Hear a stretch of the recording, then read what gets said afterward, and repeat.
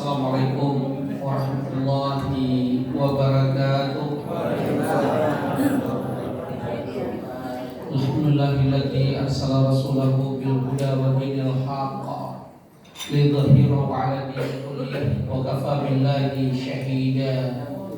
Asyhadu an la ilaha illallah wahdahu la syarika lah wa asyhadu anna Muhammadan 'abduhu wa rasuluh. Amma ba'd. Ma'asyiral muslimin wal muslimat, bapak-bapak, ibu-ibu, jamaah pengajian, pensiunan ex Bang Hidayah dan yang lain-lain, rahimahullah. Alhamdulillahilladzi bi ni'matihi tatimmus shalihat. Tsumma alhamdulillah ala kulli hal. Tsumma rabbi zidna ilma warzuqna fahma.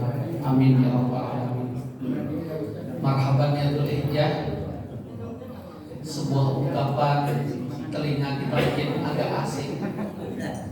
Yang sering kita dengar biasanya marhaban ya Ramadan. Bahkan kalau marhaban ya Ramadan bukan hanya sekedar ucapan, kita banyak menemukan spanduk-spanduk. Termasuk WA, media sosial penuh dengan ucapan marhaban ya Ramadan. Tapi marhabannya itu asing banget. Padahal Allah bersumpah dengan 10 awal bulan Dzulhijjah. Bahkan ulama juga mengatakan kalau dibuat perbandingan antara 10 awal Ramadan dengan 10 awal Dzulhijjah, lebih utama 10 awal Dzulhijjah. Karena Rasulullah SAW juga mengatakan demikian. Nanti kita jelaskan dalil. Pertama, Allah sangat memuliakan 10 awal Dzulhijjah yang kita sedang berada di dalam. Kita bersyukur pemerintah Republik Indonesia, Kementerian Agama mengumumkan 1 Dzulhijjah sama dengan di Saudi Arabia. Karena tahun lalu kita agak bingung, agak kerepotan, karena para ulama di tanah air juga berbeda berfatwa. Masih ingat nggak? Tahun lalu antara satu berjam pemerintahan negara Indonesia dengan Saudi itu berbeda. Yang membuat umat bingung bukan tanggal satunya, yang membuat umat bingung saat puasa Arafahnya. Amirul Hajj saat itu Menteri Agama Pak Yakub. Pak Yakub mengumumkan kita lebarannya tanggal satunya berbeda dengan Saudi. Nah, yang uniknya kita disuruh puasanya hari Arafah, beliau lebaran Idul Adha di sana. Masih ingat ada cerita tahun lalu ini. Jadi kita bersyukur sekali tahun ini tidak ada perbedaan antara waktu wukuf dengan keadaan di tanah air. Kita disunahkan, disyariatkan berpuasa Arafah. Nama juga puasa Arafah. Harusnya kan parameter ukurannya jamaah haji sedang wukuf pada Arafah. Tapi karena fikih pasti ada yang mengatakan ikut ulil amri, kan begitu istilah di fikih. Ikut pemerintah, makanya terjadi sempat kebingungan umat. Tapi sebenarnya kalau kembali kepada kaidah yang diajarkan Rasulullah SAW, tidak mayari buka, tidak mayari buka, tinggalkan keraguan kepada yang tidak ragu. Ada kaidah usul fikihnya apa? Al yaqinu la yuzal bisyak, keyakinan tidak bisa digabungkan oleh keraguan-keraguan. Yang mau ikut putusan ulil amri ada dalilnya. Ati Allah wa ati Rasulullah ulil amri minkum. Yang ikut nama juga puasa Arafah ya ikut lupa ya. Itu juga punya dalil yang kuat ya. Jadi kita bersyukur. Bapak-bapak ibu, apa dalilnya Allah bersumpah dengan 10 awal Dzulhijjah? Jawabannya dari surah Al-Fajr, surat 89 di ayat 2. Walayalin asyar. Saya ingatkan ya Bapak Ibu, cara baca surah Al-Fajr termasuk ayat-ayat yang ada huruf akhirnya, tengahnya sukun tapi akhirnya ada huruf lain, itu harus dibaca huruf yang terakhir. Bukan cara bacanya wal-fajr sehingga rohnya hilang, walayalin ash sehingga rohnya hilang. Ya, apalagi inna anzalna fi lailatul qadr. Kan ada yang qad, rohnya hilang. Jadi sungguh aneh kemarin. Kalau nggak salah saya khotib di PDAM, itu perusahaan daerah air minum Kabupaten Bogor di Cibinong. Karena memang saya tahu masjid-masjid di kementerian masjid-masjid di BUMN atau masjid di perkantoran kalau libur nasional atau cuti bersama itu ikut-ikutan Jumatan juga libur. Yang jadi korban khotibnya kayak saya, akhirnya nggak dijadwal khutbah mereka. Hadirlah saya satu tempat Jumat, saya nggak usah sebut lah. Kalian saya khotibnya doktor, teman saya, dosen UIN. Kalau nulis itu bagus banget usul fikih, muasai banget. Tapi cara dia baca surah Al-Fajr aneh bin aneh. Wal fajr, rohnya nggak ada, pakai kol-kol hijimnya, rohnya nggak pakai. Walayalin ash, rohnya hilang. Nah, karena saya menjaga marwah dia, saya nggak tegur dia di masjid. Saya jawab ke dia. Ada yang lebih aneh lagi. Dia udah ngehafal hadisnya, dia baca, salah, udah baca masih salah. Pakai dimulai dengan a'udzubillah nih, baca hadis pakai a'udzubillah. Gimana tuh? Termasuk tentang puasa tarwiyah. Nanti kita jelaskan. Adakah puasa tarwiyah? Puasanya ada 8 Dzulhijjah. Tapi fadilah yang mengatakan puasa tarwiyah diampuni dosanya setahun yang lalu, ini hadisnya dhaif dan perawinya dusta. Gimana 8 Dzulhijjah diampuni dosa setahun yang lalu, begitu Arafah diampuni dosa setahun lalu dan setahun yang akan datang, baru dia diampuni dosa, terus gimana? Nah, dari logika udah nggak masuk, ternyata perawinya dusta, fadilahnya hadisnya dhaif, tapi didengungkan di mana-mana. Yang betul, mau bapak ibu puasa itu 8 Dzulhijjah silahkan, bagus. Kalau perlu sejak hari Rabu. Saya ini puasa tadi. Dan saya udah WA Pak Maman, udah feeling saya masih makan di sini. Makanya saya izin, Pak Maman, saya mau puasa sunnah, diizinkan nggak? Oh lanjutkan Ustaz. Puasa saya. Tadi subuh saya ngajar satu masjid Bogor, nyetir sendiri. Habis dari sini saya ke Kalibata. Ya, demikianlah jadwal saya hari ini. Tiba-tiba Pak Man duduk samping saya, Ustaz, kan puasa sunnah boleh dibuka, maka saya buka. Karena saat kita berpuasa, kita sebutkan ketua rumah kul inni shaim, ini perintah Rasul dulu. Fada'au, sesudah kamu ucapkan kamu sedang berpuasa, doakanlah dia. Tapi kalau kamu disuruh berbuka.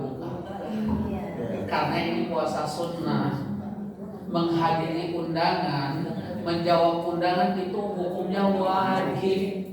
Fa'idza da'auta fastajib lahu. Kalau kamu diundang, jawablah undangan, penuhilah undangan. Ini berkaitan dengan hadis yang sedikit panjang, hakul muslim ala muslim sittun. Ada 6 hak seorang muslim terhadap muslim yang lain. Salah satunya kalau diundang, datanglah. Yang kedua Pak, siapa yang tahu? Kalau sakit kunjungilah. Kalau dia meninggal, ini dan sholatkan. Apalagi yang keempat Bu, idza laki tahu fasalim alayya. Ini yang kita lupa. Kalau bertemu sesama saudara, ucapkan salam, bukan hei, apa kabar, cucunya udah berapa, kenapa encoknya kumat, salamnya lupa. Jujur, dari tadi saya ketemu Bapak, jarang saya ngucapin salam, cuma salam Ustaz. Padahal itu perintah. Kalau ketemu saudara ucapkan salam, ya. Apalagi yang kelima, apabila saudara bersin, fa'ila atau sah, fa'amidallah fasyamidu. Kalau saudara bersin, yang bersin ucapkan alhamdulillah, yang dengar doakan yarhamukallah. Yang bersin jawab yahdikumullah wa yuslihu balakum. Indah banget nggak Islam? Tingkat bersin aja sudah saling mendoakan. Ketemu salam tuh doa. Beda dengan good morning. Jauh banget bedanya. Apalagi Om Swastisalam tak apa-apa ya. Nama budaya ya. Padahal kita dilarang memberi ucapan yang bukan ucapan kita. Bahkan orang kafir sekalipun ucapan assalamualaikum Bu Haji, bukan nggak dijawab, cuma jawabnya gini, wa'alaiki kalau dia perempuan, kalau orang kafirnya laki wa'alaika, cukup sampai di situ. Jangan, wah Ustaz ini kan beli calonnya fasih banget. Si Rocky Gerung fasih banget ya, insya Allah, subhanallah, lengkap deh. Ya, jadi ada tuntunannya. Kita dilarang memberi salam kepada orang kafir. Kalau orang kafir memberi salam pada kita, cukup jawabannya wa'alaika. Apa artinya wa'alaika? Kembali untuk. Jangan waalaikumsalam warahmatullahi wabarakatuh. Makanya semua harus dengan ilmu. Ilmu itulah yang akan menuntun kita mana yang hak, mana yang batil, mana yang benar, mana yang salah, mana yang halal, mana yang haram. Dulu bapak-bapak kerja di bank kan ada ilmunya. Mana bisa kerja di bank tanpa ilmu? Apalagi screeningnya ketat banget. Ya apalagi agama. Karena agama itu sempurna. Makanya Allah turunkan surah Al-Maidah ayat 3. Al-yawma akmaltu lakum dinakum wa atmamtu 'alaikum ni'mati wa raditu lakum Islaman dinan. Hari ini sudah sempurnakan agamaku untuk, termasuk nikmat Allah, ya. Itu contoh. Nah, Bapak-bapak, Ibu-ibu, jadi Allah sudah bersumpah dengan 10 awal Dzulhijjah. Walaupun para ahli tafsir berbeda menafsirkan surah Al-Fajr ayat 2 ini. Ada 3 penafsiran secara umum. Penafsir terbaik Abdullah bin Abbas yang dikenal dengan julukan Ibnu Abbas radhiyallahu anhu. Kenapa bukan radhiyallahu anhu Ustaz? Kenapa Umar? Karena Abdullah itu sahabat. Ayahnya Abbas juga sahabat. Makanya panggilan untuk mereka radhiyallahu anhuma. Semoga Allah ridho kepada kedua mereka. Kalau Abu Hurairah cuma radhiyallahu anhu karena bapaknya kafir. Nah, itulah contoh, ya. Oke, lanjut. Ibnu Abbas menafsirkan surah Al-Fajr ayat 2, Allah bersumpah dengan 10 malam di awal bulan Dzulhijjah. Termasuk Imam Ibnu Katsir. Sedangkan ulama yang lain, ahli tafsir lain, Allah bersumpah dengan 10 malam terakhir bulan Ramadan. Sedangkan ahli tafsir yang ketiga, surah Al-Fajr ayat 2 ini Allah bersumpah dengan 10 malam di awal bulan Muharram. Yang insya Allah kalau Allah beri kita kesempatan, bulan Muharram ini akan kita temukan bulan depan. Ya, jadi ada 3 tafsir. Seorang ulama besar, Imam Ibnu Rajab rahimahullah taala, saat ditanya muridnya, "Ya Syekh, mana lebih utama 10 terakhir Ramadan atau 10 awal bulan Dzulhijjah?" Ingat ya, kita sedang berada di 10 awal bulan Dzulhijjah. Jawaban Imam Ibnu Rajab kepada muridnya dan kepada kita semua, kalau berkaitan malam-malam yang terbaik di sisi Allah, 10 terakhir Ramadan. Karena di dalamnya ada apa? Malam Lailatul Qadar. Alhamdulillah Bapak Ibu, dengan izin Allah, saya kemarin 20 hari umroh. Tanggal 15 Ramadan berangkat, pulangnya 5 Lebaran. Punya hotel di Aziziyah, tapi nggak pernah saya nginap karena saya menginap di masjid. Hanya saja kalau kita iktikaf di masjid, yang agak sulit, mohon maaf, mandinya. Nggak ada shower. Apalagi sekarang pemerintah Saudi sudah memberi sebuah regulasi ketat. Kita tidak boleh iktikaf di masjid utama untuk nginap, hanya sekedar duduk, jam tertentu diusir kita. Kemana kami beserta iktikaf? Dibawa ke perluasan masjid, pintu 100 ke atas. Ke Ka'bahnya kira-kira kalau jalan 20 menit, saking jauh ini. Jadi nggak berada Ka'bah gitu ya. Di situ boleh iktikaf siang malam. Kalau di masjid utama yang ibu tahu apa tahu, nggak boleh siang malam di situ. Diusir-usir. Ya, contohnya. Ayo, saya mengajak karena satu-satunya ibadah yang langsung Rasul mengatakan dia berhaji bersamaku, yaitu umroh di bulan Ramadan. Terserah Bapak Ibu, jujur saya katakan kalau akhir Ramadan agak berat tuh Bapak Ibu. Apalagi tahun ini pemecah rekor. Yang ikut i'tikaf jumlahnya 20 juta jiwa. Sampai-sampai media sosial mengatakan tawaf dihentikan. Itu hoax. Kalau Bapak Ibu lihat tiba-tiba orang ramai sedang tawaf depan Ka'bah berhenti stagnan karena yang tawaf numplek 3 juta jiwa depan Ka'bah. Sehingga orang jalan tawaf ya kayak keong, kayak semut. Adapun ada suara keras, qadarullah menjelang malam 27 turun hujan. Karena kata Rasulullah SAW, tanda-tanda Lailatul Qadar ada turun hujan. Sehingga sampai beliau saat sholat di Masjid Nabi jidatnya penuh dengan lumpur. Kan nggak mungkin jidat penuh lumpur kok nggak hujan dulu, betul tidak? Paling pasir kan? Nah, makanya senang. Makanya mereka berdoa, Allahumma shayban nafi'an. Ada kegembiraan, ada exciting, tapi dibilang di media sosial tawaf dihentikan. Ayah, why, oh no, why. Tawaf dihentikan kiamat. Jadi itu media biasa kan namanya. Makanya kita harus tabayun. Jangan terima mentah. Wah ngeri ya. Nggak ada yang ngeri. Makanya selalu saya bilang ke jamaah, kalau mau tawaf jangan lihat TV. Nggak berani turun. Begitu turun ada aja spesial beri. Seandainya mati dijemput, alhamdulillah lagi ibadah. Daripada mati sedang nonton sinetron drakor, ya Allah. Apalagi nenek-nenek senang, makin lagunya erotis, goyang mang, pokoknya jantungan, stroke, kasihan. Namanya nenek-nenek senang. Senamnya bukan di ruang khusus, sengaja di lapangan. Penontonnya Pak RT, Pak Haji, Pak Haji lagi. Cari mana yang goyangnya paling ini, siapa yang paling BBM top goyangnya. Ada haji goyang lihat terus, ya kan gitu betul. Jadi kan yang salah juga nenek-nenek. Udah tahu nenek senamnya depan umum, lapangan. Ingat tempat lain aja. Mending kalau senam masih bisa tobat. Lagi senam mati gimana?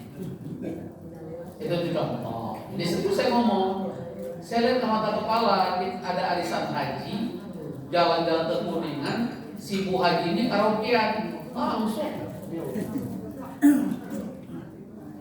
Karena emang udah gak pantas. Kita ini udah lolita, masih ingat gak? Arti lolita, lolos 50 tahun, sudah populer di hadapan malaikat maut. Siapa dia? Yang usia 60 tahun ke atas. Emang usia dari bawah 60? Saya jadi 56, wajar lah. Kelihatan paling muda karena masih 56. Mereka itu betul ya. Tapi nggak sadar-sadar kadang-kadang. Ustaz, justru karaoke obat awet muda. Ada.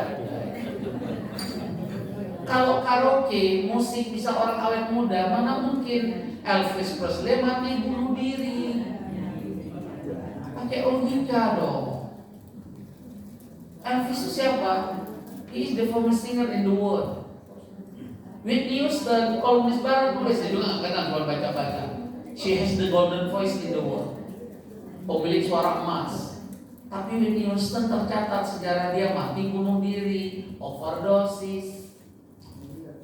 Datang kita musik Make Me Long Life. Ayah, Islam minum obat. Kok musik dunia aja galau? Sama udah tua masih merokok. Islam minum obat. Ini jangan tersungging. Saya tantang ya yang masih merokok, sebutkan saya 5 manfaat rokok, saya beli 5 slop, terserah mau merek apa. Cerutu Italia yang 1 batang itu 1 juta saya jabati. Tapi jawab dulu, kenapa saya pede banget? Saya pernah traveling dengan keluarga pemilik pabrik rokok di negeri ini, pemilik pabrik terbesar nanti. Belum tahu jawabannya, belum saya terakhir udah tahu jawabannya. Dan 10 hari saya ke Dubai dan Turki. Sebenarnya travel saya nggak ada hubungan dengan mereka. Ternyata travel yang saya daftar konsorsium dan travel lain. Ternyata travel lain isinya Cina semua. Pemilik pabrik rokok keluarganya lah. Ada satu anak muda lulusan Amerika Kanada. Dia sering sharing saya lah, kita bicara apapun kan. Saat udah sekian hari saya kenal dia, saya tanya menjelang pulang, bro, kok Bu Alden lu nggak pernah merokok? Padahal lu cucu pemilik pabrik rokok terbesar tadi. Kakek lu orang terkaya di komplek itu. Apa jawaban anak muda lulusan Amerika Kanada? Ustaz, nggak ada manfaat. Tahu dia nggak ada manfaat. Saya kejar dia. Terus kenapa keluarga lu jual rokok? Apa jawaban dia? Cuan. Ayo, kan bapak mantan banker. Orang terkaya Republik ini pemilik pabrik rokok atau kontraktor atau pejabat atau siapa? Orang terkaya Republik ini nomor satu siapa? Yang punya pabrik rokok, keluarga Gudang Garam Sampurna. Yang membuat mereka kaya siapa? Orang Cina, orang kafir atau umat Islam? Tahu? Acara umat Islam apa yang pertama kalau kita datangi acara itu yang kita lihat rokok dulu. Acara apa? Tahlilan. Cocok. Betul apa betul? Kalau masuk acara tahlilan dia lihat gelas isinya air minum atau rokok. Kita kembali pada laptop. Yang masih merokok sebutkan saya manfaat rokok, nggak usah sekarang jawabnya. Sambil makan dekat pisang. Pede kan saya?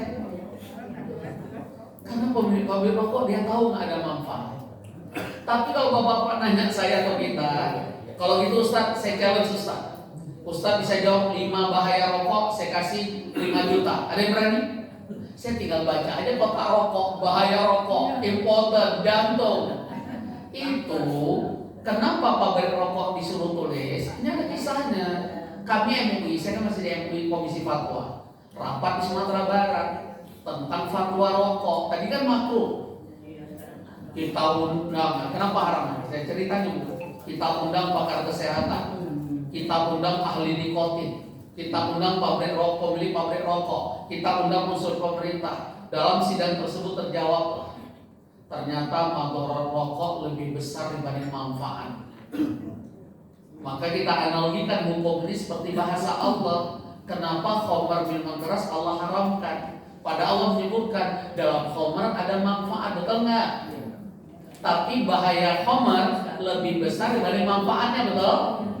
Kira-kira apa manfaat khamar? Karena saya master public health, di antara manfaat khamar itu apa? Bisa memecahkan lambung ginjal. Yang kedua, membuat vitalitas orang lebih prima. Yang ketiga, kalau orang lagi mabuk dia merasa berani dengan siapapun. Makanya orang-orang berantem datang bau alkohol. Orang bunuh-bunuh itu kalau dicek alkohol bau. Karena hilang akal sehat, berani dia. Masih ada manfaat, tapi mudaratnya lebih besar. Keluarlah fatwa dari makruh ke haram. Mau tahu nggak Bapak? Yang nentang naik level makruh ke haram, para kiai diundang, disengaja oleh pabrik terbesar rokok negeri ini, Booking Lion Air, semuanya isinya para kiai. Siapa kiai menentangnya sampai keluar haramnya rokok? Kiai-kiai perokok. Yang pesantrennya dibiayai, dibantu oleh pabrik rokok. Jadi semua ada kepentingan. Sama kayak ijazah si fulan. Bukan otentik, identik. Nggak apa-apa, ini contoh aja. Saya masih ngajar Menko Polhukam. Mana begini bahasan saya, nggak ada urusan. Kemarin saya ngajar Kemenkumham, ini depan Pak Yusri. Zarbut aja, biasa aja. Paling dipecat. Kan kita masih punya Allah yang Maha Kasih. Alhamdulillah. Qulil haqqa walau kana murran. Bukan hebat, ya hebat Allah. Kita harus takutnya pada Allah, jangan takut pada makhluk. Makanya saya bisnis supaya nggak bergantung pada amplop orang. Kita bisnis, jadi biar kita punya power, kan gitu ya. Lanjut ya. Jadi Bapak Ibu, kalau berkaitan malam-malam terbaik adalah 10 malam terakhir Ramadan, kita tahu ada malam Lailatul Qadar, umroh bulan Ramadan. Bapak Ibu nggak saya sarankan akhir Ramadan, kasihan. Ambil awal Ramadan boleh. Kalau perlu 5 hari sebelum Ramadan, 5 hari dalam Ramadan, nggak apa-apa. Ya, yang penting ketemu Ramadan. Kenapa? Umroh di bulan Ramadan pahalanya seperti haji, dan haji bersama siapa? Rasulullah SAW. Kita yang sudah haji pernah ketemu nggak hadisnya? Baru siapa yang haji, haji bersamaku, nggak bakalan ketemu, botak kepala nggak ketemu. Disitulah kelebihan umroh Ramadan. Ayo Bapak Ibu, jangan ikut saya backpacker cari murah meriah, booking pesawat sendiri, tiket, cari hotel sendiri, beli visa. Akhirnya murah memang. 20 hari saya cuma habis biaya 22.500.000. Murah banget. travel aja paling murah 45-50 juta, itu pun hotelnya ring 3 yang sekamar rata-rata 6 orang, 8 orang. Ini saya sekamar berempat karena semua kita ngurus sendiri itu ada. Ya itu ada cerita. Nah, tapi kata beliau, kalau berkaitan hari-hari terbaik adalah 10 awal Dzulhijjah. Kita sedang di hari-hari terbaik. Jadi rugi kita tidak memanfaatkan hari-hari terbaik, khususnya kita yang sudah lollipop. Apa ciri-ciri lollipop? Uban di mana-mana, keriput di mana-mana, jalan goyang-goyang dikit kiri kanan, kayak gempa lokal, dan gitu contohnya ya. Nah, fisik udah nggak seprima dulu, itu lollipop. Karena Allah sedang memberi pelajaran, sebentar lagi kamu harus meninggalkan dunia. Apalagi nggak ada jaminan tahun depan masih bertemu Dzulhijjah. Maka manfaatkan kesempatan ini. Kalau ada pertanyaan Bapak Ibu, orang-orang yang sudah meninggalkan kita, titik puspa sebagai simbol awet muda. Tapi ternyata saat dia mengakhiri hidupnya nggak awet muda, udah mulai keriput banyak kelihatan. Karena nggak sempat lagi setrikaan wajah kan ya. Saya nggak ingin jelekkan dia, saya ingin membantah mana ada istilah awet muda. Kita ini menuju tua. Kita menuju satu titik yang pasti, yaitu ajal kematian. Fir'aun Ramses itu yang sedang mumia di Mesir, untuk lihat mumia bayar hampir 1 juta, 40 US dollar. Yang mengaku Tuhan aja mata melotot, tubuh ceking, manusia saya tabok. Tapi manusia saya tabok dalam etalase, bawa HP nggak boleh, ketahuan denda atau masuk penjara 5 tahun, ada tulisannya. Dan kita akan menuju satu titik, suka atau tidak suka.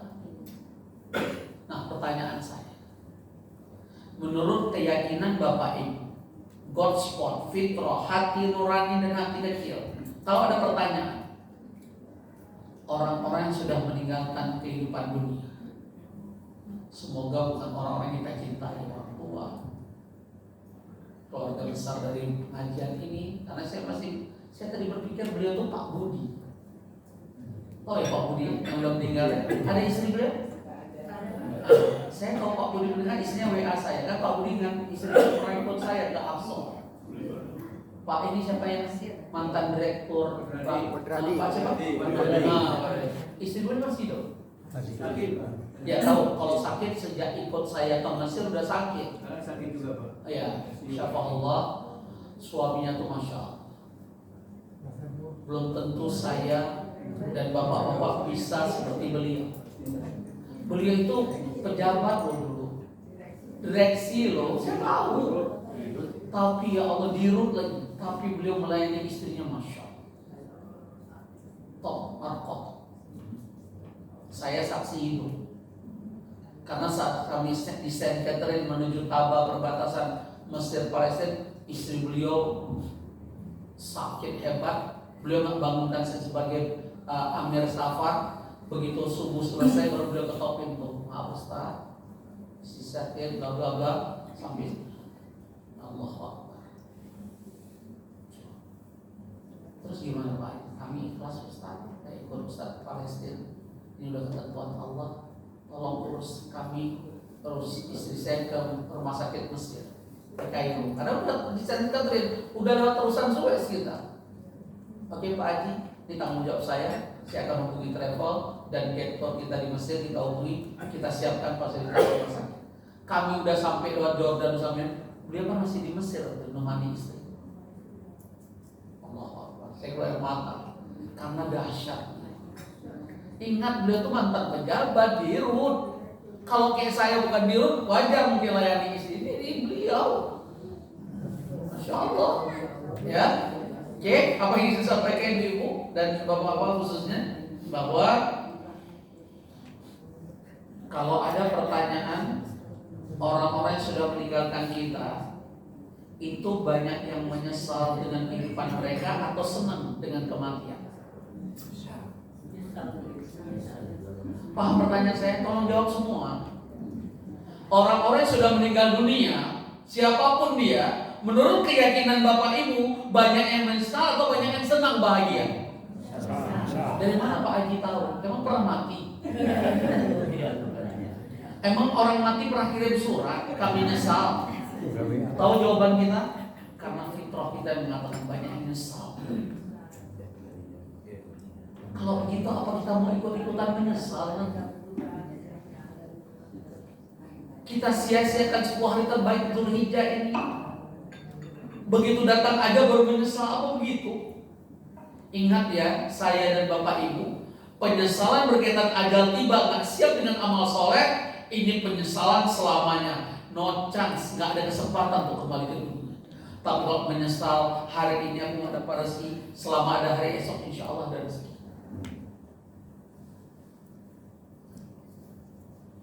Maka jangan main dengan ajal kematian itu.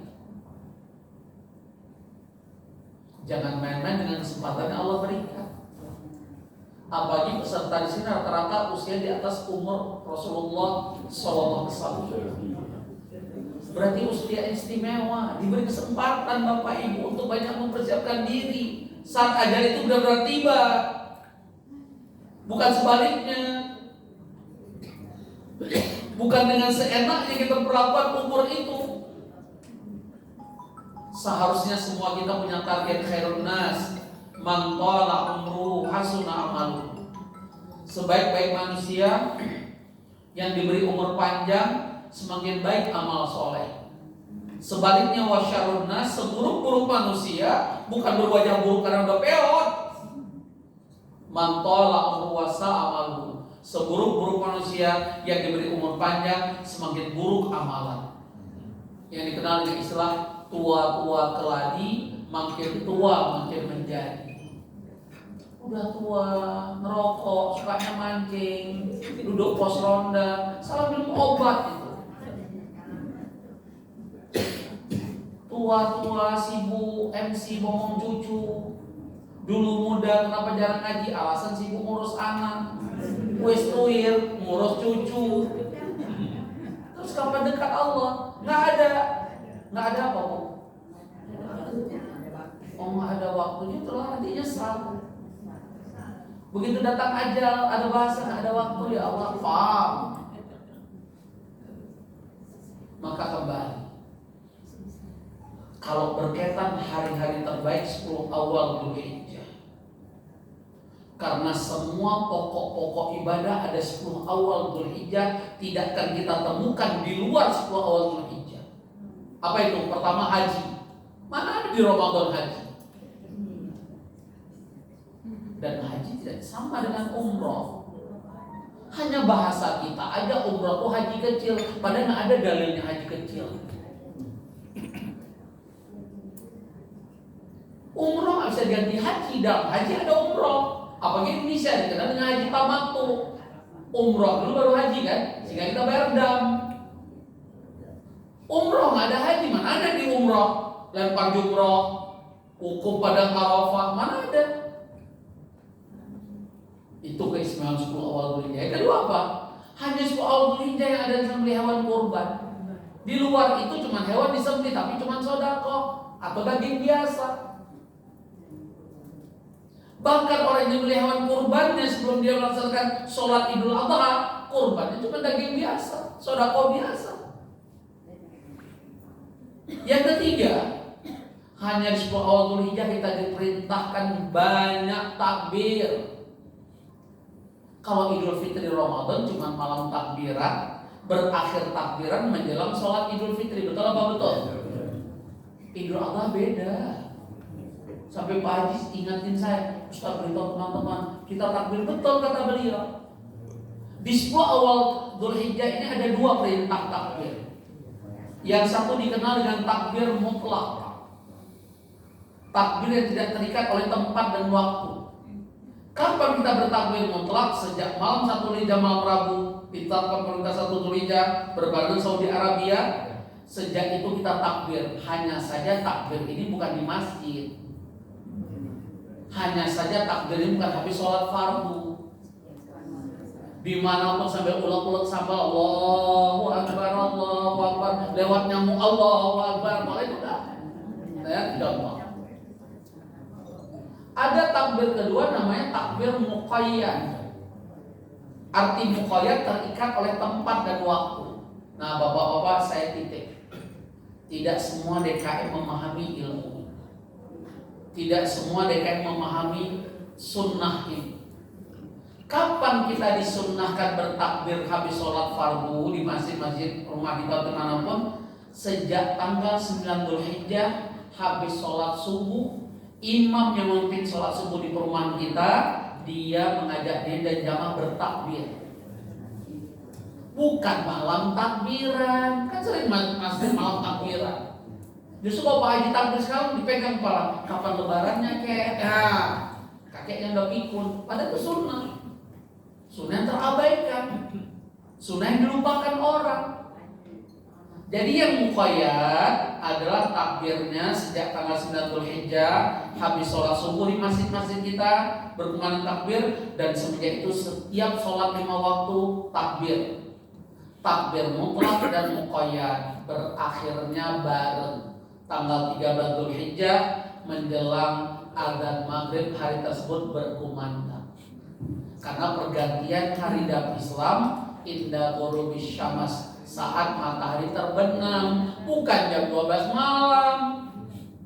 Datang sini ini ucapan selamat ulang tahun pada si aki-aki, nunggu jam 12 malam. Setelah itu besoknya Muhammad Ustaz, kepala saya pusing, kurang tidur, ayat ini salah. Aki sedang ngorok dibangunin, Ki, selamat ulang tahun jam 12 malam. Bikin jantungan si aki, ya. Padahal pergantian hari Islam saat matahari terbenam maghrib, ya. Contoh. Nah, Bapak-bapak, pemahaman ini, sumpah Allah ini didukung oleh hadis riwayat Bukhari dari sahabat Ibnu Abbas ini. Radhiyallahu anhu dari Rasulullah SAW bersabda, "Ma min ayyam al-amal shalih fihi habbu ila Allah min hadil ayyam, yakni ayyamun asyar dzulhijjah." Apa artinya? Tidak ada hari-hari di mana saat seseorang beramal soleh di hari-hari tersebut adalah amal soleh yang sangat dicintai oleh Allah. Kapan hari-hari tersebut? Dijelaskan di hadis ini, yakni ayyamun asyar dzulhijjah, yaitu 10 hari di awal bulan Dzulhijjah. Sahabat yang mendengar penjelasan ini bertanya, qaul walal jihad fisabilillah ya Rasulullah, apakah orang yang berjihad di jalan Allah bisa dikalahkan dengan amal-amal soleh yang kita kerjakan 10 awal Dzulhijjah? Kenapa sahabat bertanya demikian Bapak Ibu? Karena jihad itu adalah amalan tertinggi dalam Islam. Karena membela agama Allah. Orang yang mati syahid di medan perang membela agama Allah, dia ikhlas mengharapkan ridha Allah, jaminannya surga. Makanya orang mati syahid itu kalau meninggal tidak perlu tidak perlu dimandikan jenazah. Langsung, tapi nggak langsung juga. Yang kedua, tidak perlu dikafani. Yang ketiga, ini apakah orang mati syahid disolatkan jenazah atau tidak? Ulama berbeda pendapat. Sebagian mengatakan tetap disolatkan jenazah sebagai fardu kifayah. Ulama lain ngomong kagak perlu disolatin, udah jamin masuk surga. Adapun dikebumikan harus. Orang diterkam buaya, yang cari itu buaya. Ternyata gemuk buaya karena makan orang, dibelek, kan harus dikebumikan orang. Betul tidak? Demikian contohnya. Ya, Bapak Ibu, ada 4 golongan manusia kalau dia meninggal mendapatkan pahala syahid. Tapi SKB tetap syarat ketentuan berlaku. Kalau 4 golongan punya amal soleh. Yang pertama, seorang wanita melahirkan anak dan dia meninggal karena melahirkan anak. Tetap SKB, syaratnya dia wanita soleha, betul. Pelacur, mati melahirkan anak, masuk surga ya wae. Paham ya? Kecuali pelacur yang sudah bertobat. Kayak pelacur kasih minum anjing kehausan, kan Allah ampuni dosa. Ingat ya kisah itu. Oke. Yang kedua, orang yang meninggal tertimpa bangunan, termasuk pohon, makanya mulut tuh dijaga.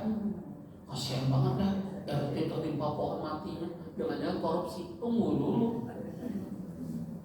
mana tahu dia mati dapat pahala syahid. Datang kita mulut seenaknya ember.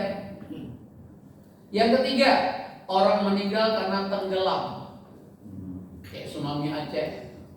Mohon doa Bapak Ibu, semoga ibu kandung saya dan keluarga dekat saya yang jumlahnya 100 orang lebih, semoga mereka mendapatkan pahala syahid. Yang keempat, mereka yang meninggal karena penyakit dalam perut, seperti liver, dalam perut, mah kronis. Jangan main-main dengan mah. Kalau emas sudah kronis, asam lambung kronis itu terjadi dispepsia sehingga terjadi kolik, angin duduk, sesak napas, bisa meninggal loh. Tapi selalu dibilang serangan jantung, padahal karena kolik. Nah, saya memahami karena saya master kesehatan, jadi sedikit banyak istilah-istilah kedokteran saya hafal, saya paham. Dulu malah saya sebelum korban tsunami Aceh, saya korban tsunami Aceh Bapak Ibu. Saya punya klinik di Aceh. Bahkan pasien-pasien saya hampir semua orang Bang, ya, termasuk pejabat Aceh. Makanya di usia muda alhamdulillah sudah pernah Allah amanahkan. Begitu tsunami, saya harus hijrah meninggalkan Aceh karena sudah kembali kepada sang pemilik. Nah Bapak Ibu, mereka 4 golongan ini walaupun mendapatkan pahala syahid, tetap mereka dimandikan, tetap mereka dikafani, tetap mereka disolatkan dan dikebumikan. Ada kuis dari saya. Pantasnya saya kasih hadiah apa ya? Saya kasih uang mantan banker. Umroh. Ya. Saya kasih voucher makan siang aja boleh? 100.000 cukup nggak makan di Padang? Cukup lah. Rendangnya 1, es cendol 1. Oke. Saya kenapa buat kuis ini? Saya khawatir sekali Bapak Ibu nggak pernah mewujudkan 4 amalan ini yang pernah dikerjakan sahabat Abu Bakar. Padahal kalau Bapak Ibu dan saya pernah melakukannya, itu jaminannya surga. Tapi kalau dapat melakukannya jangan merasa udah ahli surga, sehingga nggak mau tahajud, nggak mau baca Quran, udah surga kita ya ini. Ya, sebutkan 4 amalan kalau tergabung dalam sehari, jaminannya surga. Katakan yang tahu. Ya silakan. Salat witir, salat duha, salat tahajud dan baca Al-Qur'an. Maaf Bapak, kurang tepat. Bapak belum beruntung. Ayo siapa lagi? Bapak mengunjungi orang sakit, Okay. mengunjungi orang sakit dia satu. mensolatkan sahabat yang meninggal. Ya. Mensolatkan orang yang meninggal. Tidak harus sahabat Pak. Ya, mensolatkan orang meninggal. Ya, meninggal. Kan tetangga tidak harus sahabat ya kan? Ya. Gara-gara bukan sahabat Bapak mau sholat. Nah, keliru. Sebentar. Untuk orang meninggal apa saja Pak tadi? Mensolatkan doang. Mengurusi jenazah, Mengurusi jenazah. sampai dimakamkan. Oke. Artinya tidak langsung ngurus Bapak kiri jenazah. Ya. Kalau semua ngurus nanti penuh padat tuh pikiran. 3. Udah betul nih, udah 2. Tapi saya nggak bilang kalau 2 betul 50.000 nggak ya? Dan jelas. 3. Memberi makan orang miskin yang Memberi terdekat. makan orang miskin. Berapa orang? Enggak banyak. Hadisnya memberi makan fakir miskin. Mau 1, mau 2 sesuai kemampuan. Begitulah. Oke ya. Pakai banyak nanti tekor. Kan kita tahu berapa lah gaji pensiunis. Lanjut. Bintang 3. Pensiunannya Susno jadi ngaku cuma 5,5 juta. Itu bintang 3 gimana bintang 3 orang? Lanjut yang keempat.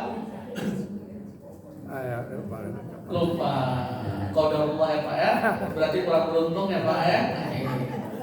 Yang keempat sedang berpuasa. Hadis ini berawal Rasulullah SAW bertanya, dapat sahabat, siapa yang hari puasa? Yang angkat tangan Abu Bakar. Berarti kita boleh menunjukkan amal kalau ditanya. Kita boleh menunjukkan amal kalau tujuannya supaya orang lain ikut amal kita. Boleh ya? Yang nggak boleh riya, ujub, itu nggak boleh. Siapa hari puasa? Dan sekian sahabat yang angkat tangan Abu Bakar, bayangkan. Yang kedua, siapa yang hari ini mengunjungi orang sakit? Kembali angkat tangan Abu Bakar. Pernah dengar hadis ini? Pasti beliau jawab pernah dengar, cuma lupa aja terakhir tadi. Yang ketiga, siapa yang hari ini ngiri jenazah? Mensolatkan yang jenazah. Ingat ya, sholat jenazah itu dibolehkan laki perempuan. Kalau kita sholat jenazah dapat 1 qiraat. 1 qiraat itu pahalanya sebesar Jabal Uhud. Ya, ngiringi jenazah berbeda ibu-ibu, ini saya ingatin.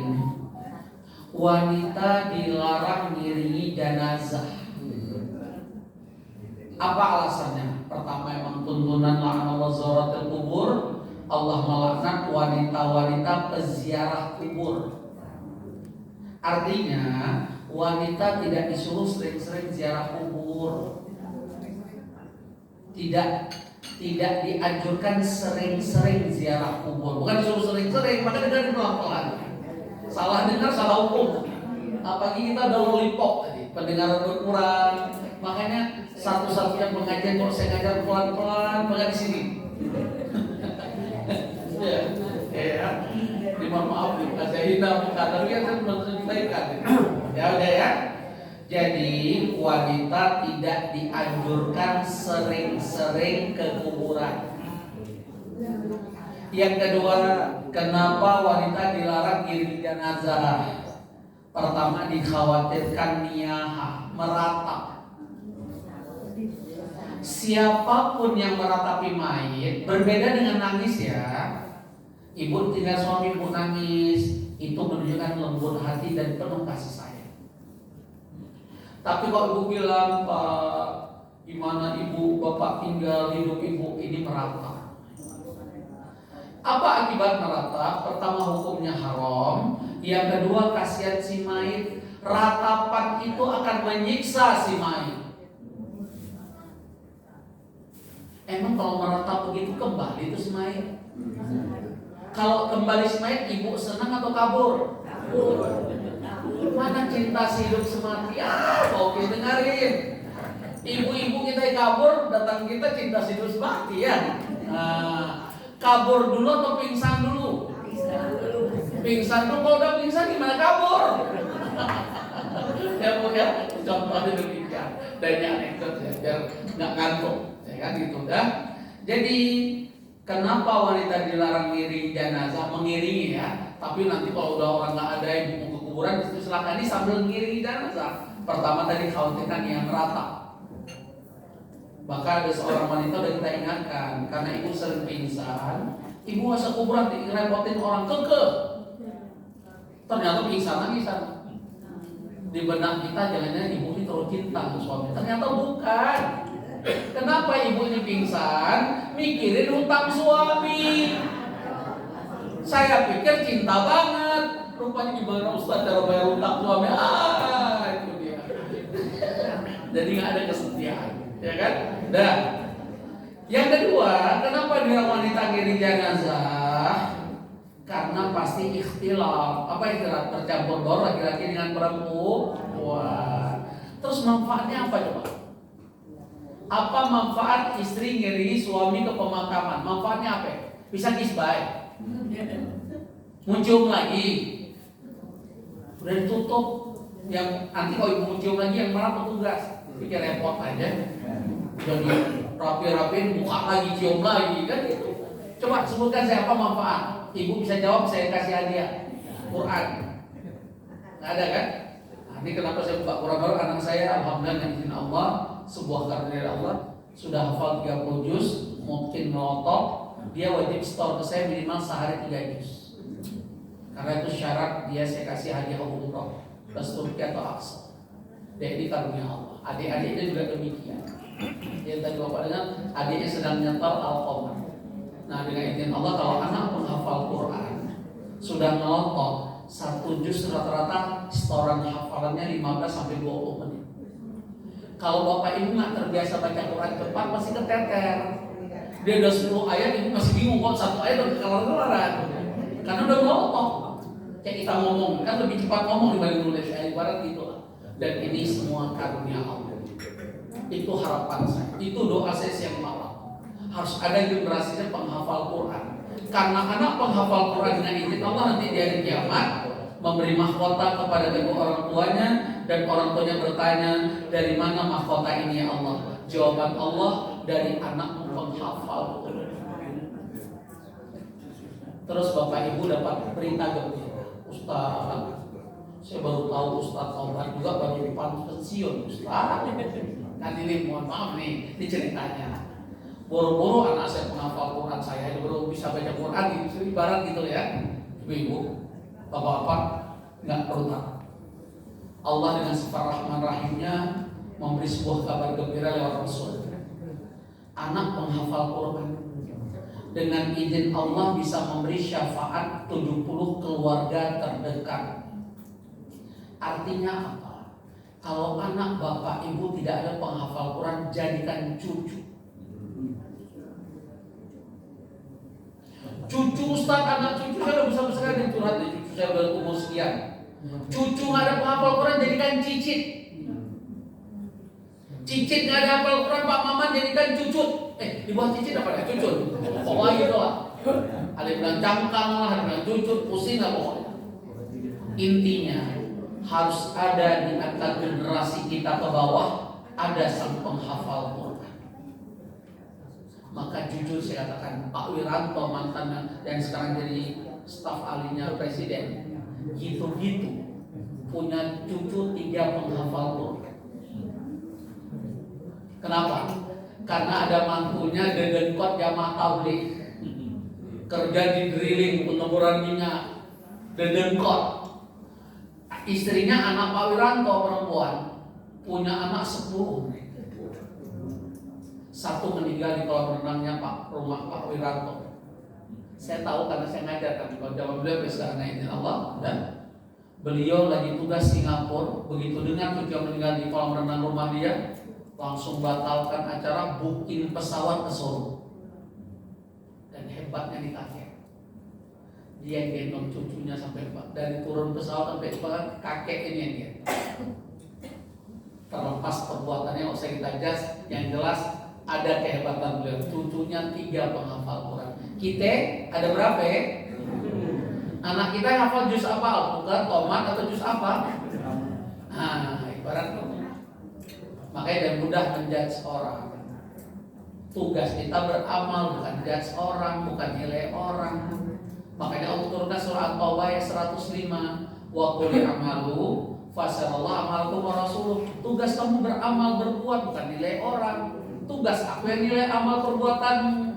Ini sibuk ngurus orang, nilai orang. Ya, ini keliru. Makanya apa kata Rasulullah SAW, tuba liman syaghalu aibuan wa yubinas. Sungguh beruntung orang yang sibuk memikirkan aib dirinya sendiri dibanding memikirkan aib orang lain. Pepatah mengatakan apa? Gajah di pelupuk mata tidak terlihat, semut seberang lautan terlihat. Alhamdulillah. Oke ya. Apa ada satu amalan? Ingat, sekarang saya balik lagi. Bapak Ibu coba renung, coba sebelum dipanggil Allah nih, pernah nggak sih 4 amalan ini pernah aku kerjakan dalam sehari? Sehari itu aku berpuasa. Di hari tersebut aku mengunjungi orang sakit. Di hari tersebut aku beri makan fakir miskin. Kasih makan ya, bukan kasih sodako, bukan kasih makan. Terserah ibu mau beli makanan kek atau masak, pokoknya kasih makan. Yang keempat, apa yang keempat? Ngirim dan mensolatkan jenazah dan mengiringi jenazah. Untuk laki-laki. Kalau ibu-ibu cukup levelnya mensolatkan jenazah. Coba renung, pernah belum? Sedikit saya beri clue. Yang paling susah kita gabung antara puasa dan orang meninggal dunia. Jangan sampai ada yang puasa di sini, semoga ada yang meninggal biar saya dapat jangan pula boleh namanya. Yang kedua, yang paling sulit, Allah belum bertanda. Kita udah dapat ilmu, Bapak ini saya yakin dapat ilmu udah lama, Bapak juga dengar. Tapi Tapi kalau Allah belum meridhoi, dilupakan oleh Allah.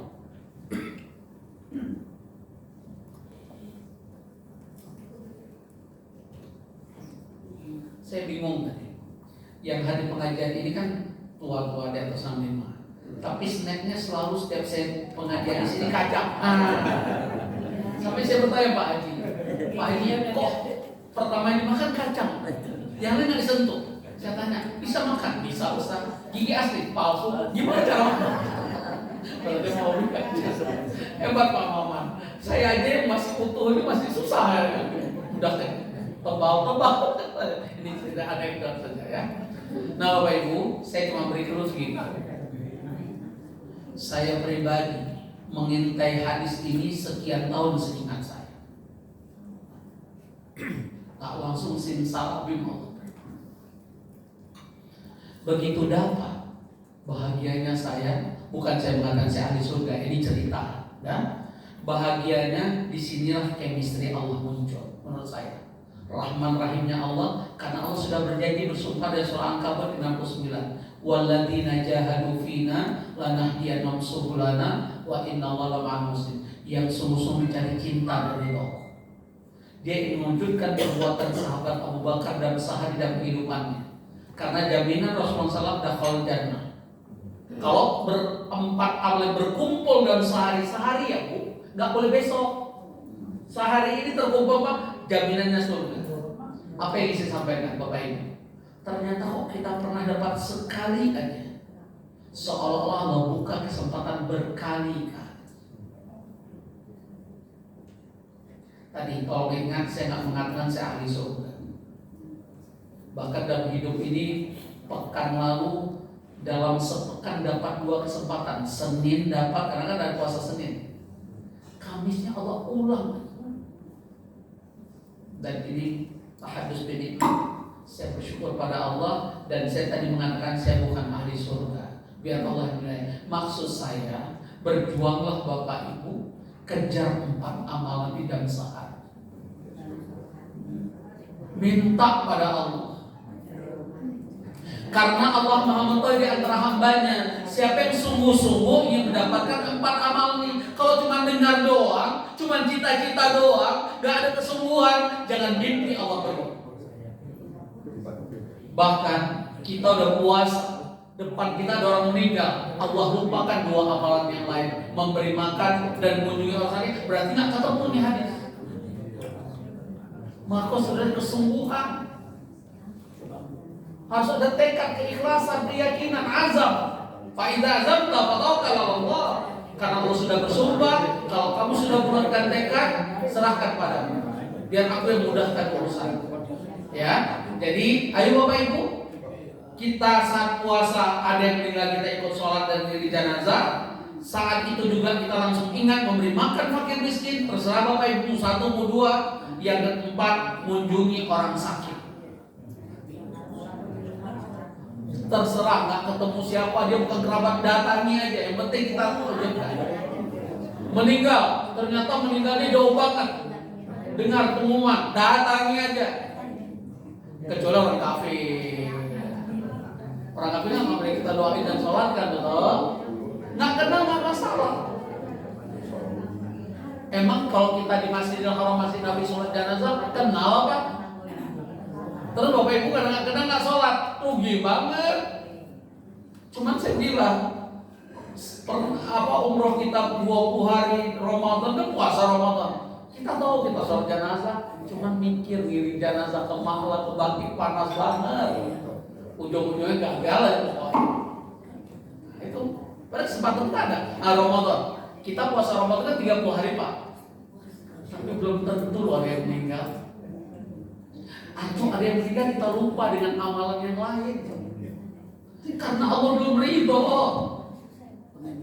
Ciri-ciri Allah ridho apa Bapak Ibu? May yuridu khairan yufaqihu fiddin. Allah kalau Allah sudah ridho dengan kita apa? Allah mudahkan kita menuntut ilmu agama. Allah membuat kita happy duduk pengajian ini. Dan Allah mudahkan kita mengamalkan ilmu tersebut. Hakul yakin saya, Bapak Ibu pengajian sekian tahun, sekian ribu ayat Bapak Ibu dengar, hadis juga demikian. Tapi roh tidak melahirkan amal saya,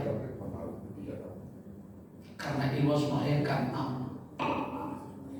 Puncaknya ilmu harus melahirkan khasyatullah, rasa takut di hadapan Allah, bukan masuk kanan keluar kiri. Hanya sekedar ketemu sowan, pengajian hanya sekunder, bukan menjadi primer saya Bapak Ibu. Ya, ingat, semua Bapak Ibu menjawab dengan jujur. Orang-orang yang sudah meninggal, termasuk kerabat kita meninggal, banyak senang atau menyesal. Ternyata Bapak Ibu jawab dengan yakin, banyak yang menyesal. Mau ikut-ikutan menyesal. Bahkan Allah menyebutkan dalam surah Al-Mu'minun, Surat 23 ayat 99 sampai ayat 100. Apa penyesalan orang terhadap kehidupan mereka? Coba buka. Hatta idza jahadatul maut. Apabila salah seorang dari kamu datang ajal kematian. Apa penyesalannya Bapak Ibu? Qala rabbirji'un. Ya Allah, kembalikan aku ke dunia. Tadi ibu bilang suami meninggal datang dengan kain pocong, bukan peluk I love you so much, I miss you so much, kabur, bahkan pingsan dulu. Allah nanya, hambaku, kok kamu minta kembali ke dunia, selama ini ngapain aja? Apa jawaban hamba yang menyesal? La'ali a'malu sholihan fima taraktu, supaya aku bisa beramal soleh yang selama ini aku tinggalkan ya Allah. Terus menurut Bapak Ibu, ada orang menyesal, minta pada Allah kembali ke dunia. Kira-kira menurut Bapak Ibu jawaban Allah boleh atau tidak? Boleh atau tidak jawaban Allah? Kalau boleh udah banyak pocong, udah ditayangan di sini, tampil semua. Makanya Allah jawab, kalla innaha kalimatun wa qailuha. Itu hanya ucapanmu semata. Dulu waktu muda kerja di bank, jarang ikut pengajian, masih sibuk. Sekarang udah tuh ada pengajian setiap bulan, kenapa jarang datang? Encok kumat, ngomong cucu, repot. Makanya kata Allah, itu hanya ucapanmu semata. Wa miwarin barzatul layumat, apalagi kamu kalau sudah mati, nggak mungkin kembali ke dunia, karena di sekitar kamu sudah ada alam barzakh, liang lahat. Orang kebumikan kamu, udah kamu mati, nggak bisa bergerak, ditempelkan ke tanah, dipakai papat atau apa, kemudian dimasukin tanah, udah masuk diinjak-injak.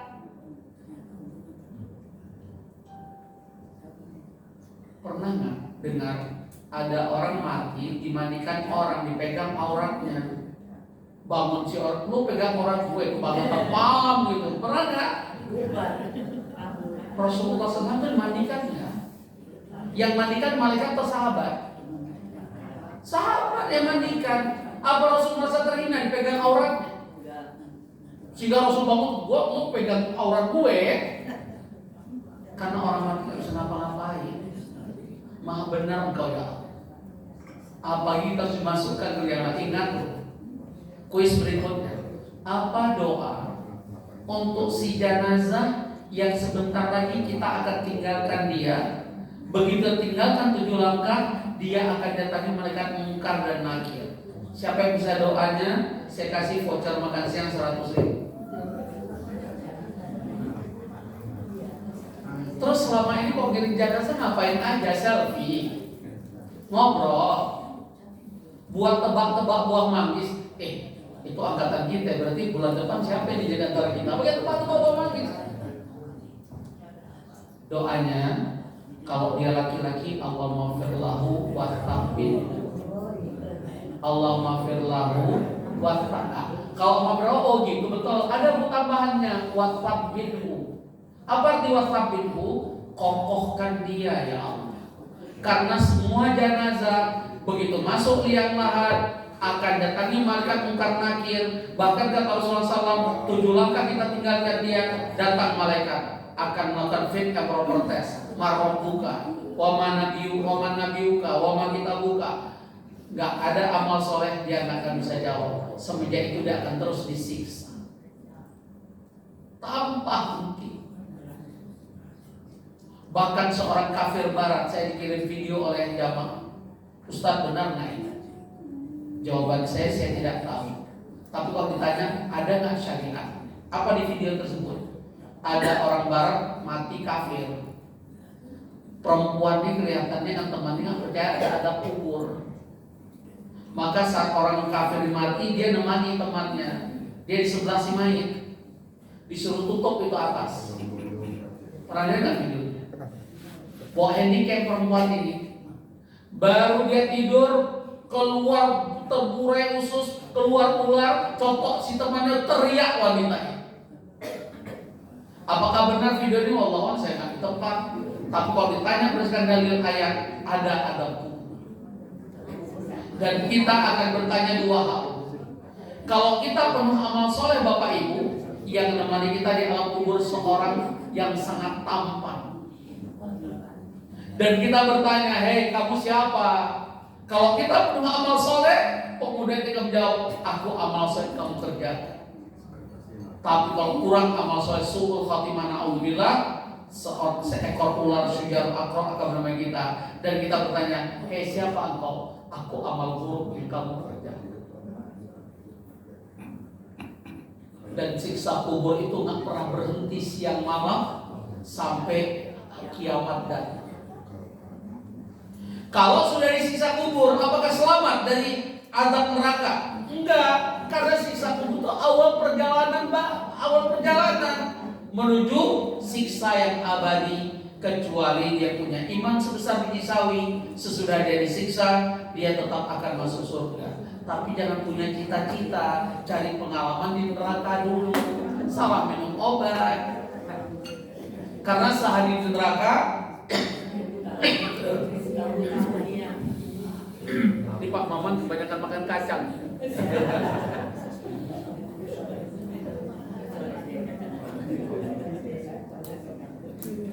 Kita lanjut.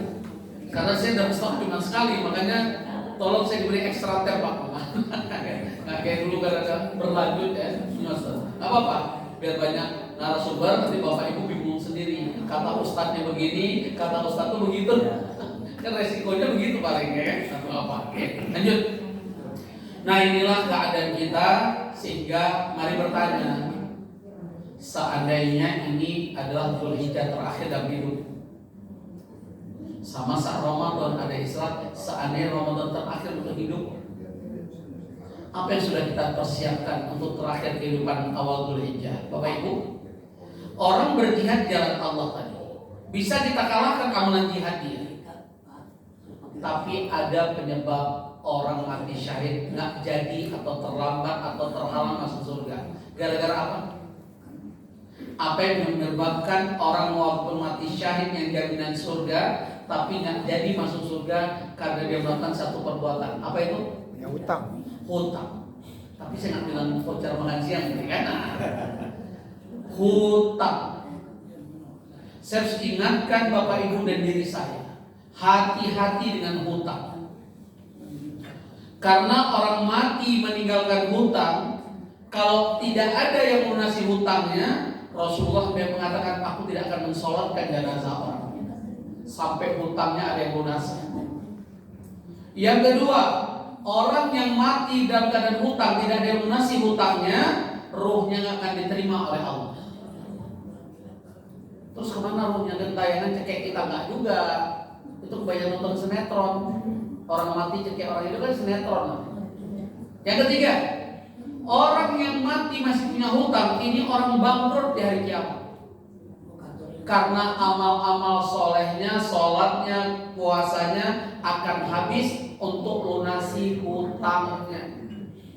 Yang keempat, jangan bergantung hutang kita yang bayar anak.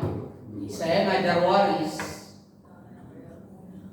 Begitu kita ingatkan papa kalian, saya dengar tadi dari mama kalian punya hutang.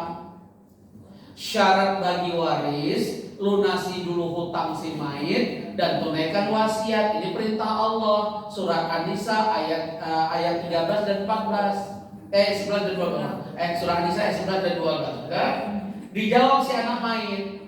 Depan ibunya, depan kita. Ustaz, yang punya hutang kan papa. Itu urusan papa. Ini hak kami. Astagfirullahaladzim. Emaknya langsung miring. Padahal uangnya uang bapaknya. Siang malam bapaknya cari uang untuk keluarganya. Begitu bapaknya udah meninggal suruh bayar utang lewat harta bapaknya, anaknya ngomong, itu urusan papa. Mesti cekek anak orang.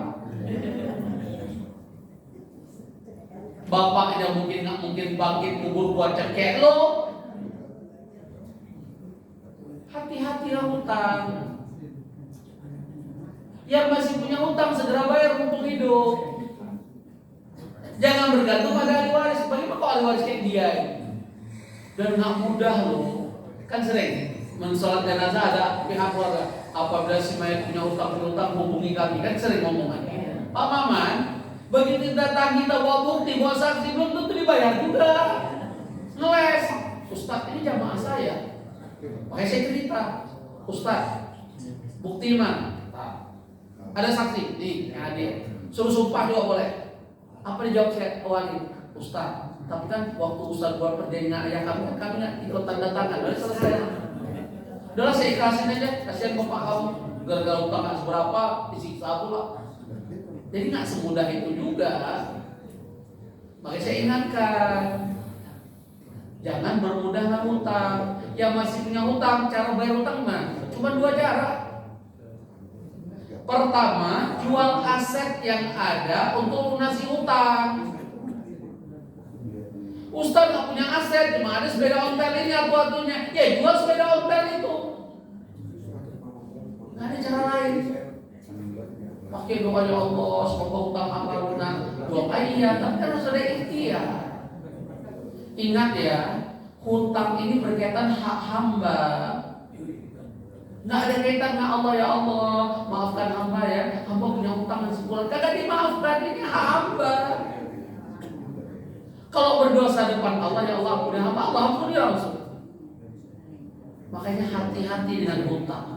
Orang mati syahid aja nggak jadi masuk surga gara-gara hutang. Gimana kita perang kagak hutangnya loba, ayah-ayah baik. Mobil kredit yang penting tekor asal kesohor. Anak didikan kasih rumah tapi rumahnya kredit. Udah mama kasih DP, nanti urusan kamu ya. Nah itu karena mamanya tekor asal kesohor. Nanti kalau kamu nggak punya rumah nanti diomongin mama oleh teman-teman. Kamu udah. Itu mamanya tekor asal kesohor. Ya udah, hati-hati. Berikutnya ada exception, pengecualian. Siapa yang bisa mengalahkan amal soleh kita di sebuah awal Dzulhijjah? Illa rajul kharaja bi nafsi wa malihi wa lam yati min dzalika bi syai'. Kecuali seorang laki-laki yang keluar dengan jiwanya dan hartanya, laki-laki ini pernah kembali ke keluarga. Kenapa, Bu? Karena nyawanya melayang, mati syahid, hartanya habis medan perang. Hanya dia bisa mengalahkan amal-amal soleh yang kita kerjakan sebuah awal Dzulhijjah. Kalau gitu amal apa paling utama? Saya persingkat, saya percepat. Pertama, saya berharap semua yang hadis ini sudah haji. Gak bisa amin, udah action itu. Siapa yang belum haji? Jangan malu, saya akan doakan, saya akan ikhtiarkan bapak, ibu yang belum haji, saya ikhtiarkan. Angkat tangan. Bapak, oke. Sudah daftar belum Pak? Bagus, bapak udah daftar? Oke. Tolong bedakan orang yang belum haji pada 2 kelompok.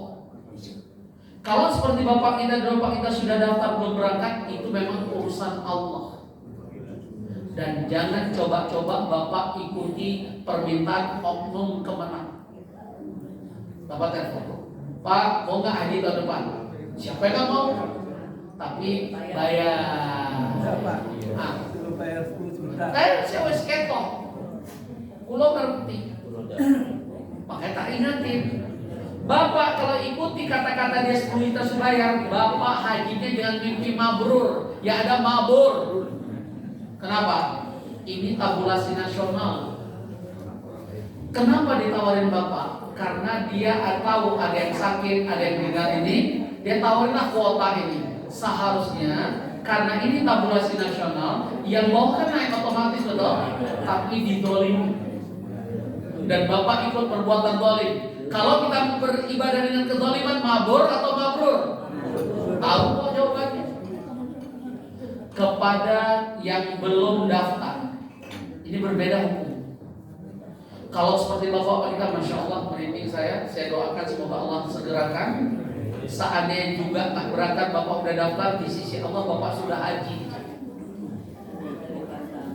Berbeda yang belum daftar. Yang belum daftar apa masalahnya? Nggak ada duit, bohong. Karena tahun ini seorang tukang sampah naik haji. Saat diwawancara, apakah ada yang kasih tiket haji atau kasih uang? Mimpi kali. Karena manusia ini kata Allah secara sifat dermawan atau merege hese. Semangat banget ini.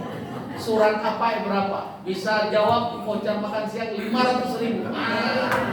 Kalau ibu-ibu yang beza ya. Biarkan cucunya ibu. Surat apa ya berapa? Secara sifat watak manusia itu pelit, bukan dermawan. Itu udah watak, udah sifat. Yang ngomong sang pencipta. Jawabannya Bu, buka surat Al-Isra, surat 17 ayat 100. Enak banget ngapalnya, 100. Kan? Apa isinya? Lihat alinea terakhir. Sesudah ada jelaskan saatnya manusia kuburi langit bumi, hartanya banyak, tetap aja wakanal insanu qafura. Manusia itu makhluk yang sangat kikir, bin pelit, bin merege hese, bin koret, bin medit. Betul apa betul? Keropak yang lewat banyaknya goceng atau 100.000. Jangan-jangan ada 100.000 Pak. Yang ngasih goceng itu ikhlas atau ikhlas banget? Ya, dipikir surga tuh murah kan? Surga tuh mahal kata Allah. Yang ngasih yang lecek-lecek, udah goceng, lecek, pakai isolatif. Nah, pinginnya surga, kata Allah mimpi kali. Nggak percaya? Ada ayat yang kata Allah mimpi kali. Pingin surga masih yang kecil-kecil. Buka Al-Baqarah 267. Surah Al-Baqarah surat kedua ayatnya 267.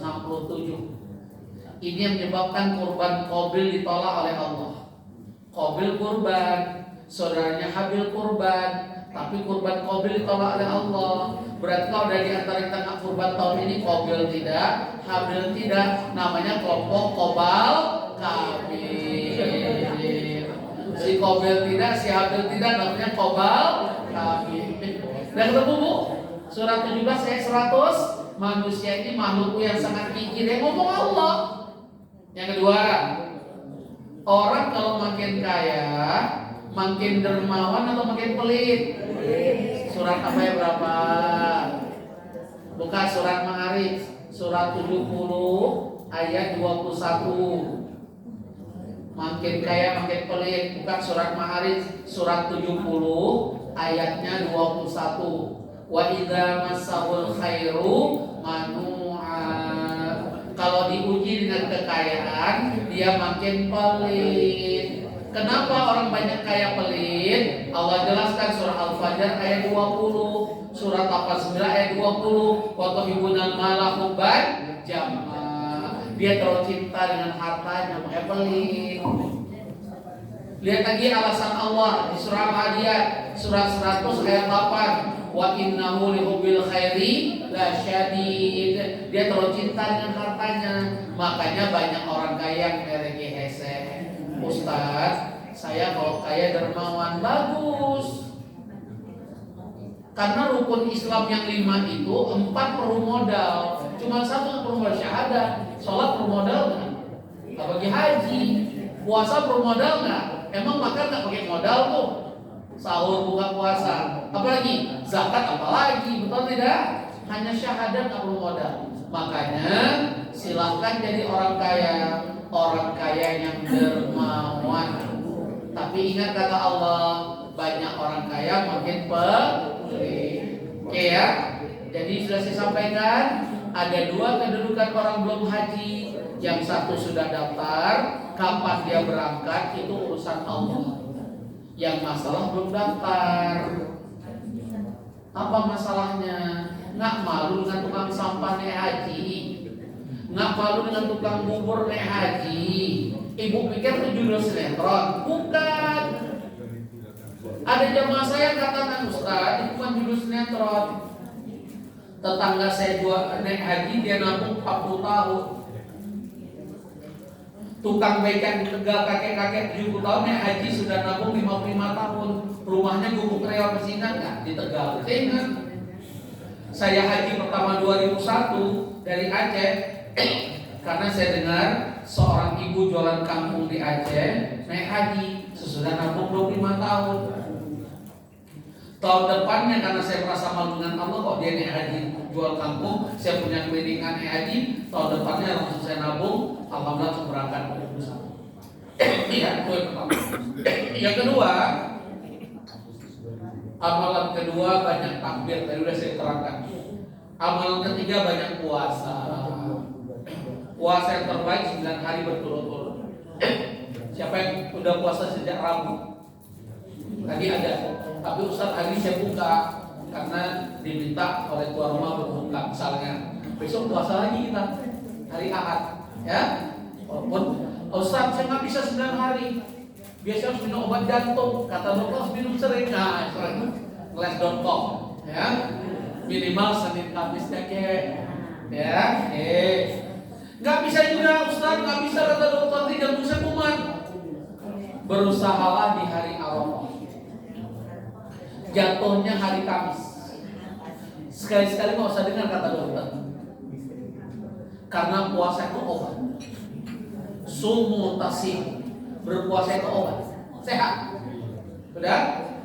Cukup sekali aja puasa Kamis depan karena itu hari Arafah dan niat kita puasa Arafah. Apa keutamaannya Bapak Ibu?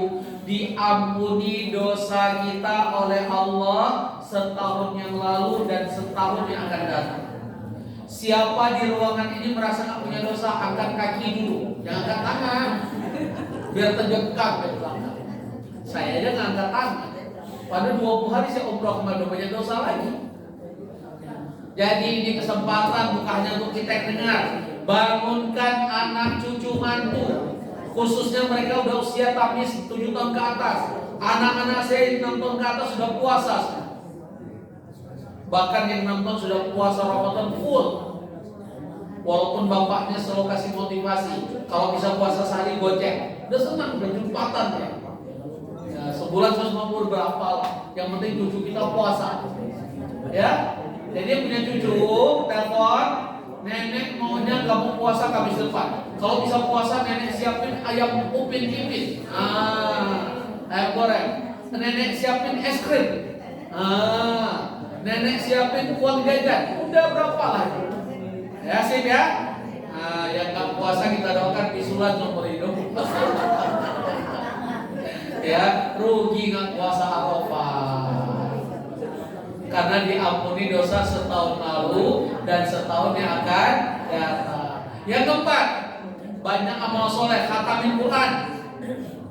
Bapak-bapak, ibu-ibu kan juga kerja tuh, ngapain aja? Dengarin ya, Pak Maman sebagai saksi. Saya, kalau nggak khatam Quran minimal sekali 10 hari awal Dzulhijjah, saya siap bantu pengajian ini 10 juta. Tapi Ustaz bohong, kan Allah nggak bisa kita bohong. Tapi saya juga balik Pak Maman mewakili yang lain. Pak Maman CS, kalau nggak khatam minimal sekali siap denda nggak untuk pengajian ini 1 juta masing-masing? Fair kan Ustaz? Ustaz denda 10 juta. Bapak Ibu nggak khatam denda 1 juta.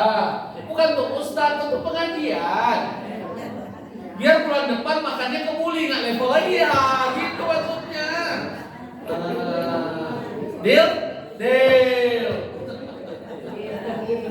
Nah, itu contoh. Saya lewat setoran Anda udah 3 juz sehari. Berarti semua penting. Tapi saya enggak. Saya tetap baca. Tadinya saya nunggu bapak baca. Alhamdulillah pas sejuz setengah. Makanya tiada hati kita mau baca Quran. Dimanapun. Udah ya. Pakai jurus Allahumma paksakan. Kalau kita nggak paksakan diri, siapa yang paksa? Semua Allah paksa. Nanti menyesal. Ustaz, saya baca Qurannya belum bisa secepat Ustaz. Oke, minimal habis maghrib baca, habis isya baca, habis subuh baca, habis zuhur baca, habis asar baca. Coba bacanya setiap habis sholat 2 lembar bolak-balik, atau selembar setengah bolak-balik. Selembar setengah setiap habis sholat itu 8 lembar. 1 juz 8 lembar bolak-balik. Selesai. Yang pura-pura sibuk semoga matanya bisulan. Ya. Saya dari subuh sebelum azan itu udah berangkat ngajak. Karena kajiannya habis subuh. Dari Bogor ke sini, habis ini ke Kalibata. Pulang nanti habis Isya. Tapi tetap di mana kesempatan, bukan saya sok soleh, enggak. Saya hamba Allah depan Allah karena saya takut jadi orang yang menyesal. Depan Allah nggak mengenal ustaz, nggak mengenal tokoh ulama. Depan Allah tetap kita hamba Allah, betul. Apa kata Allah? Liyabluwakum ayyukum ahsanu amala. Yang dinilai bukan kamu kiai, bukan kamu habib, amal kamu yang terbaik. Siapa di antara yang terbaik amal, itu yang menjadi best of the best. Bukan karena kamu habib, ajangan, turunan Rasul, nggak ada urusan dengan aku atau apa. Tapi yang berkaitan amal. Udah ya? Tahajudnya, yuk. Duhanya, sholat sunnah rawatib nggak boleh tinggal. 2 sebelum subuh, 4 sebelum zuhur, 2 sesudah zuhur. Saya yakin hati-hati di sini. Habis zuhur nanti 4 sholat 2 rakaat, qobliyah zuhurnya 2, ba'diyah 2, berarti kurang dong 2. Biar aja makannya di luar, nggak bakalan habis. Yang ada selama ini bukan saya sok soleh. Saya lihat kok saya habis sholat 4 rakaat kok pada udah kesana. Ingat, yang jaga 12 rakaat itu jaminannya dapat surga, istana dan surga. Udah masuk surga apa istana, nggak di emperan. Ustaz nggak apa-apa, yang penting gua masuk surga. Di emperan sekarang ngomong. Nanti begitu Pak Maman di istana di surga, Pak Maman bawa kami kalau enak aja loh, kan gitu kan. Contohnya. Jadi jangan tinggalin sholat sunnah rawatib ya. Apalagi dulu udah jarang. Gara-gara mikir makan takut habis, nggak mau bagiannya, alhamdulillah. Oke ya. Berikutnya yang kelima terakhir, menyembelih hewan kurban. Sedikit sebagai ini kisah nyata hidup saya. Seorang haji tinggal perumahan elit di Bogor, pensiunan BUMN. Yang namanya pensiunan kayak bapak-bapak pasti punya gaji pensiun. Tiba-tiba habis dengar kajian tentang spirit berkorban, dia datangi tempat saya ngajar. Dia tunggu orang pulang, saya bakti Aisyah, hanya marbot yang ngasih saya transport. Dia bilang, Ustaz, sesudah saya dengar kajian Ustaz, ngeri-ngeri sedap. Tapi sebelumnya saya jujur, saya pernah korban sapi seperti Ustaz. Saya sedang jual aset saya di atas 20 miliar. Oke, tapi jujur Ustaz, saya nggak punya uang untuk hewan kurban tahun ini. Boleh pinjam uang nggak Ustaz? Saya jawab, Ji, ini haji serius mau pinjam atau ngetes saja? Demi Allah, demi Allah serius. Oke, gaji pensiun Pak Haji kemana? Apa dijawab? Habis untuk biaya sekolah cucu. Saya kejar. Emang bapaknya kemana? Bapaknya anak saya. Saya nggak nanya di kerjaan. Saya kasihan. Oke. Saya tanya bapak apa sudah nikahin anak, ibu nikahin anak yang sudah menikah pun terus kita bantu dan support. Coba jujur bapak ibu, lama-lama anak kita jadi anak mandiri atau anak manja?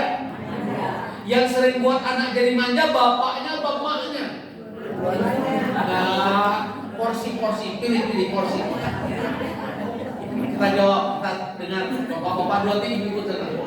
Yang sering buat anak kita manja bapaknya atau ibunya? Kok ibu? Sabar. Yang sering itulah mama. Sabar. Saya tanya, sabar ini dulu nih, biar ibu dengar. Pak, Banyak yang membuat anak kita tuh manja, nggak mandiri, bapaknya penyebabnya atau ibunya? Emaknya sini, ya. Kita tanya sini, kan ada kan? Bu, yang sering membuat mendidik anak kasihan, nggak? Belum saya selesaikan dengan bagus. Maka selalu kita mengatakan anak hebat lahir dari ibu yang hebat, bukan bapak yang hebat. Tapi ibu harus fair. Anak yang gagal lahir dari Ibu yang gagal. fair ya. Sekarang saya tanya Pak Haji, serius ini saya cerita karena saya khawatir sekali ada di antara bapak-bapak korban. Cuman kobal kabel atau korban perasaan dengan alasan gaji pensiun berapa lah. Akhirnya saya kejar. Ji, saya bukan mendoakan seandainya HP Pak Haji berdering di rumah sakit. Ternyata cucu yang Pak Haji cintai saya selama ini kecelakaan hebat. Karena saya tahu di rumahnya di garasi ada mobil dan motor. Saya menanya pihak rumah sakit mengatakan harus ada DP malam ini 10 juta. Saya mau nanya ya Ji, kira-kira mobil di garasi dan motor jual nggak? Kenapa perintah Allah? Mana bahasa jual? Diam deh Bapak Ibu. Bukan hanya dia yang saya alami mengenai itu. Banyak jamaah haji di perumahan kita nggak kurban. Pada ciri-ciri haji mabrur, dia tetap punya kedermawanan hidup. Dia akan berusaha. Karena saya ceritakan hari ini, pernah dengar beberapa tahun lalu dia guru terbaik saya berkaitan ibadah kurban. Kenapa? Viral di media elektronik TV yang saya ingat TV One saat itu. Seorang tukang sampah Pak Haji tinggal di kolong jembatan Jakarta kurban seekor sapi, sapinya dia tuntun dia kirim ke Istiqlal. Media kerumuni dia. Saya nggak akan lupa karena bagi saya dia guru terbaik. Saya ditanya, Pak, kenapa Bapak mau berkurban seekor sapi? Jawaban Bapak ini keren. Saya ingin membuat orang tua saya sudah meninggal bangga ketemu Allah. Terus bagaimana Bapak kurban sapi? Saya nabung 7 tahun. Pak, Bu, saya jarang lihat TV. Itu cara Allah ngajarin saya. Saya mau ngajar di ngomong nggak bawa mobil, saya naik kereta. Pulang pergi dari ngajar sampai rumah, itu saya nggak tenang. Kenapa? Di benak saya, dia tukang sampah kurbannya seekor sapi. Saya ya Allah yang lebih mulia dibanding dia, nggak pernah kurban sapi, cuma satu sapi bagi 7 atau seekor kambing. Bapak Ibu, karena saya malu dengan Allah, saya ikuti jejak dia. Padahal saat itu saya akan lupa. Uang tabungan saya sekitar 60-70 juta. Saya ikut jejaknya saat itu sapi seperti 200 kilo, harganya 13 juta. Kalau pakai logika saya, pasti saya nggak akan keluarkan. Orang cuma uang 70 juta. Tapi Allahu Akbar. Begitu saya ikut jejak dia sama dengan dia. Saya dengar begitu dia viral di media, ada orang kaya kasih dia rumah. Ada orang kaya kasih dia tiket haji. Ada orang kaya kasih anak-anaknya beasiswa sampai perguruan tinggi. Yang saya tahu, saya yakini dia janji Allah surah As-Saffat ayat 110, surat 37 surah As-Saffat ayat 110. Kadzalika najzil muhsinin. Saat Nabi Ibrahim Allah perintahkan sembelih anaknya Ismail. Begitu mau disembelih, apakah leher Ismail yang disembelih atau Allah ganti dengan kibas? Artinya yang berinfak termasuk kurban nggak pernah Allah sia-sia. Semenjak itu saya punya tekad kurban seekor sapi, saya nekat bobotnya. Bukan saya ingin apapun, semoga menjadi motivasi Bapak Ibu. Dan ini semua karunia Allah. Tahun ini hewan kurban saya dengan izin Allah hampir setengah ton. Dan saya berjanji dengan Allah, kalau semua uang bisnis saya minimal 2 miliar di tangan saya hari ini, saya akan naik upgrade jadi 1 ton. Karena saya yakin dengan janji Allah. Kadzalika najzil muhsinin. Yang kedua, ini kisah nyata. Indosiar, saya pasti rekamnya. Seorang nenek di NTB Mataram, tinggal di emperan toko-toko orang, pemulung sampah kerjanya. Nenek ini udah tua, karena di gambar situ memang tua banget nenek ini. Saking dia tua begitu penuh keranjang sampahnya, udah nggak kuat dia angkat, dia gesek. Tapi hebat nenek. Indosiar meliput nenek itu kurban seekor sapi. Terakhir saya tutup karena ada wudhu. Kembali viral di media sosial setiap menjelang Idul Adha. Cerita itu saya baca berapa tahun lalu, tapi setiap saya baca ini air mata tak terasa. Saya cerita berkali-kali di mana-mana pengajian tentang kisah nyata ini. Apa itu? Seorang penjual hewan kurban kambing bercerita, aku diteri seorang ibu dengan pakaian lusuh. Aku berpikir dia pengemis. Aku ambillah uang, aku serahkan ibu, ini sedekah saya. Ibu ini mengatakan, maaf Pak, saya bukan pengemis. Saya ingin nawarin hewan kurban yang Bapak jual. Terkaget Pak. Dan aku minta maaf pada ibu berkali, maaf ibu. Bukan niat saya menghina ibu, merendahkan, saya pikir ibu kesini untuk minta. Bukan Pak, saya menawarin hewan kurban. Di balik tersebut dari ibu bisa mengingatkan, Pak, saya sedang nawar hewan kurban. Berapa harganya? Baru aku terkaget. Karena kulihat penampilan ibu yang lusuh, aku iba. Aku tawarkanlah harga modal. Bu, kambing ini harga 1,7 juta. Aku cuma jual modal, kata pedagang. Apa kata ibu ini? Pak, boleh nggak saya tawar 1,2 juta? Uang saya cuma ada segitu Pak. Karena aku iba. Padahal aku rugi 500 ribu, aku iyakan. Akhirnya ibu dikeluarkan uang dari balik jaringnya. Ternyata isinya koin semua. 100 perak, 200 perak. Bapak-bapak kan mantan banker. Sampai detik ini gak ada mesin yang bisa hitung uang koin. Jebol tuh mesin. Udah? Apa kata pedagang hewan kurban yang cerita di media sosial? Aku hitung sekian namanya, ya pasti lama Bu, 100 perak, 1,2 juta Bu. Tak terasa air mata aku meleleh. Karena aku membayangkan perjuangan ibu ini demi bisa berkurban. Akhirnya sekian lama aku hitung pas, aku mengatakan Bu, akan aku air mata lagi saya.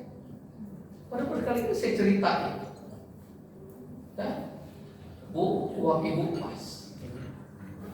Ibu ini ternyata berkata padaku, Pak, boleh minta bantu nggak Pak? Tolong bawa kambing saya ke rumah saya. Jujur, selama ini aku suruh anak buah. Tapi aku penasaran dengan ibu ini, siapa ini? Dengan uang koin dia beli kambing, walaupun aku ingin tahu siapa. Maka aku iyakan. Sekian lama kami berjalan. Yang anehnya tukang kambing nggak bercerita dia punya mobil kol kayak saya punya bisnis sapi Bali di Pulau Gebang. Alhamdulillah tahun lalu laku 600 ekor. Tahun ini sudah dapat info jelas Ustadz itu adalah 500 ekor. Saya bukan pebisnis, saya cuma investor. Hasilnya saya konversi ke hewan kurban saya. Itu salah satu Allah mudahkan saya kenapa bisa karena hasilnya untuk konversi. Tapi selalu tekor. Baru tahun ini imbang. Udah Ustadz kali ini Ustadz usah keluar 1 rupiah karena sudah mereka merasakan alhamdulillah. Laku 600 500 kan lumayan tuh. Ya kan? Dan sekian lama kami berjalan. Ibu ini berhenti sebuah gubuk rel. Dia menangkap keraguan. Kenapa aku ragu? Karena kulihat rumahnya lebih jelek dibanding kandang kambingku. Maka ibu ini menjawab keraguanku, Pak, ini rumah saya. Tolong ikat kambing hewan kurban saya di depan rumah. Meledak tangis. Maka hari aku ceritakan, Bapak Ibu, siapa di antara Bapak Ibu bukan saya ini ada yang sedar bertanya, yang rumahnya masih gubuk reot angkat tangan. Saya akan suruh Pak Maman kita buat fundraising sekarang, kita kirim tukang sekarang. Ada angkat tangan? Siapa di antara Bapak Ibu yang lantai tanahnya, yang lantai masih tanah, angkat tangan? Saya kirim tukang sekarang. Maka nggak pantas kita nggak kurban.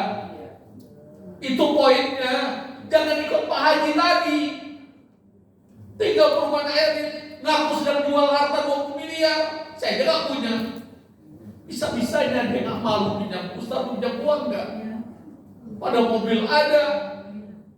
Sampai saya bilang, orang-orang kita cintai, cucu, anak kandung, apa ada jaminan mereka mencintai kita, menyayangi kita? Coba jawab. Ibu-ibu nih saya tanya. Makin ibu sayangi anak, apa anak itu akan sayang pada ibu? Diulek ibu. Mama pelit. Nggak ada tergantung. Serius saya ngomong. Ini istri saya ada. Selalu saya marah kok terus salah manjain anak. Anak hebat lahir dari ibu yang hebat. Dan orang berasal dari gelombang yang besar. Itu ucapan Menteri Pertanian Pak Abraham. Dan pidato yang mengatakan orang sukses lahir dari gelombang besar, bukan dari gelombang tenang. Sekarang saya tanya ibu-ibu, tadi ibu yang menjawab. Anak keinginan terus dituruti, kasihan, nggak tega, mama yang mengandung pak. Papa nggak tahu waktu mama melahirkan nyawa taruhan, begitu provokasi. Lama-lama saya mau nanya, anak ini sayang ibu atau diulek ibunya? Tahu kok jawabannya.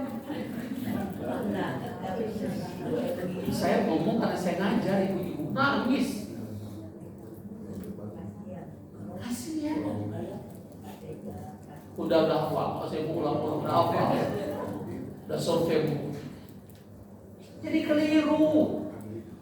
Tapi Allah bersumpah restitusi, hambaku memberi cintanya padaku sejengkal, aku akan memberi cintaku padanya sedepah. Hambaku bercintanya padaku sedepah, aku akan memberi cintaku pada sehasta. Hambaku bercintanya padaku berjalan, aku akan memberi cintaku pada berlari. Rahman Rahimnya Allah. Tingkat Allah perintahkan fasol di dalam kawanan masih ngeles ya. Saya teriak mohon maaf Bapak Ibu, saya khawatir. Dengan alasan gaji pensiun berapa, dengan alasan habis untuk cucu, dengan alasan untuk bantu anak, itu yang paling saya khawatir. Dengarkan kata Rasulullah SAW, maka sa'awal yudahi paling fariban dan musallana. Yang punya kelapangan rezeki enggan berkurban, jangan dekat-dekat tempat sholat kami. Mau sholat di mana? Rumah. Kullu abdin masjidun, setiap jengkal bumi Allah tempat sujud. Berarti mau sholat di mana? Planet Mars. Biaya planet Mars lebih mahal dari 1 ton sapi, Bu. Saya sebutkan kalau saya pegang uang 2 miliar hari ini karena banyak macet istri saya. Saya kurban ngalahin Prabowo 1 ton saya. Harga 1 ton cuma 80 juta, Bu. Masih ada uang kita 1 miliar 920 juta. Masa takut? Allah yang bersumpah, kadang jilmuh sini, ku ganti, ku beri ganjaran. Makanya Nabi Ibrahim, kenapa Allah perintahkan sembelih anak? Ngajarin kita sembelih kecintaan dunia. Karena saat kamu mati nggak bawa dunia, yang kamu bawa cuma amal soleh. Lewat infakmu, kurbanmu, hajimu, umrahmu, berbuat baikmu yang kamu tinggalkan. Alhaqumut takatsur hatta zurtumul maqabir. Kamu dulu boleh menjadi apa? Suatu saat kamu akan terbujur kaku kembali ke rumah masa depan yang hanya tipe 2 kali 1 meter.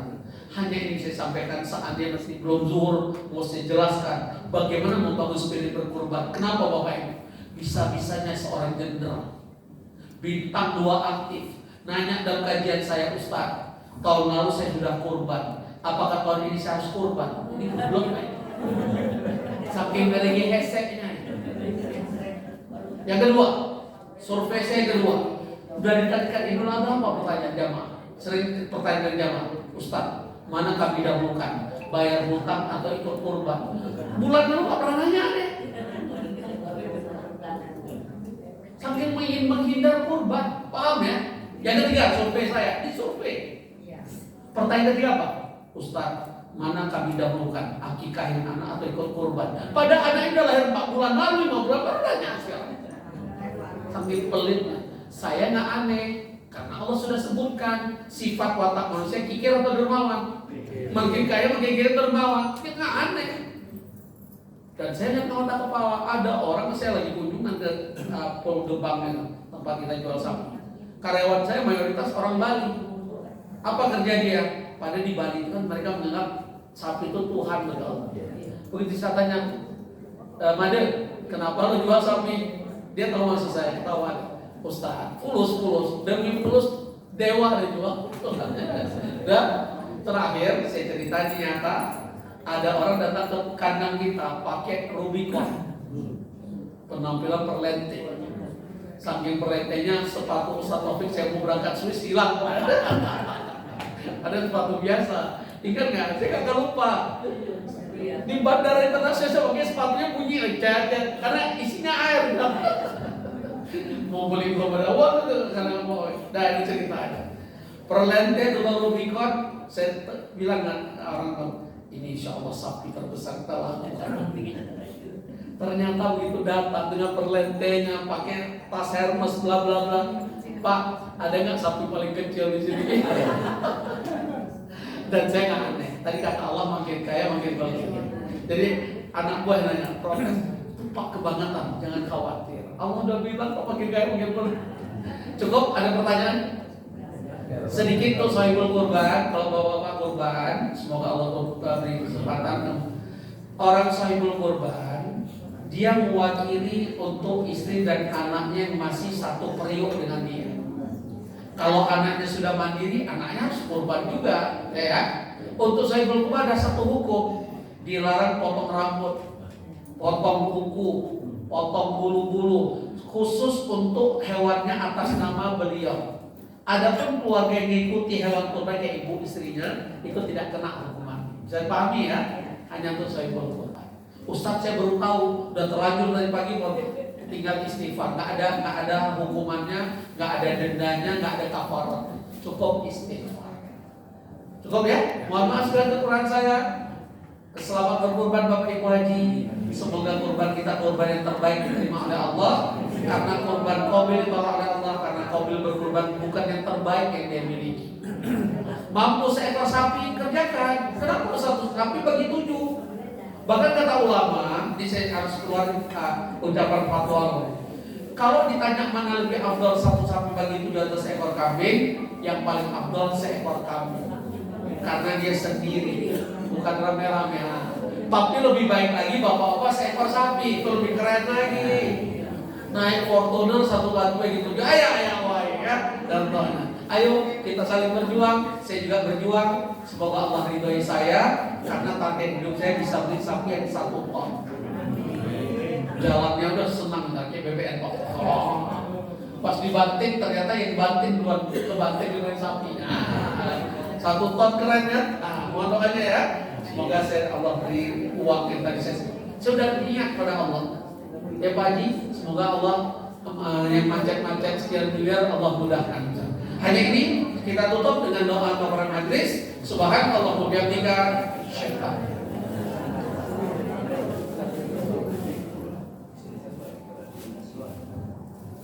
Bapak Ibu, ada berita saudara kita istri Pak Haji sedang istri Pak Kodradi sedang di ruang ICU.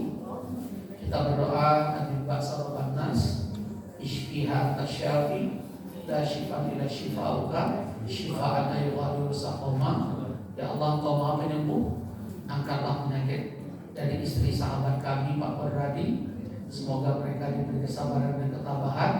Semoga sakit yang tidak mendatangkan, semoga kesembuhan tidak mendatangkan penyakit dari sisi Engkau ya Allah. La ba'sa tahur insyaallah. Semoga sakit beliau menggugurkan dosa-dosa beliau di Engkau ya Allah. Amin ya rabbal alamin. Semoga Pak Kodradi diberi kesabaran dan ketabahan. Tapi sekali lagi saya kagum Bang. Sosok suami yang sangat ikhlas, sabar menghadapi cobaan. Biasanya kan kita yang dirawat oleh ibu ya. Begitu ibu sakit belum tentu kita mau, betul kan? Tapi kalau kita sakit ibu kemana aja? Kali ini saya belain ya. Masya Allah Pak Kodradi ternyata sosok suami yang setia. Dan saya tahu banget minimal watak istri beliau, karena dengan mata kepala saya lihat. Tapi Masya Allah beliau ya. Hanya ini jadikan pelajaran yang baik-baik, yang semua kita juga harus tumbuhkan dan baik. Cukup, kita tutup. Doa Bapak Ibu, ternyata kita harus berdoa. Kita awali doa membaca surat Al-Fatihah.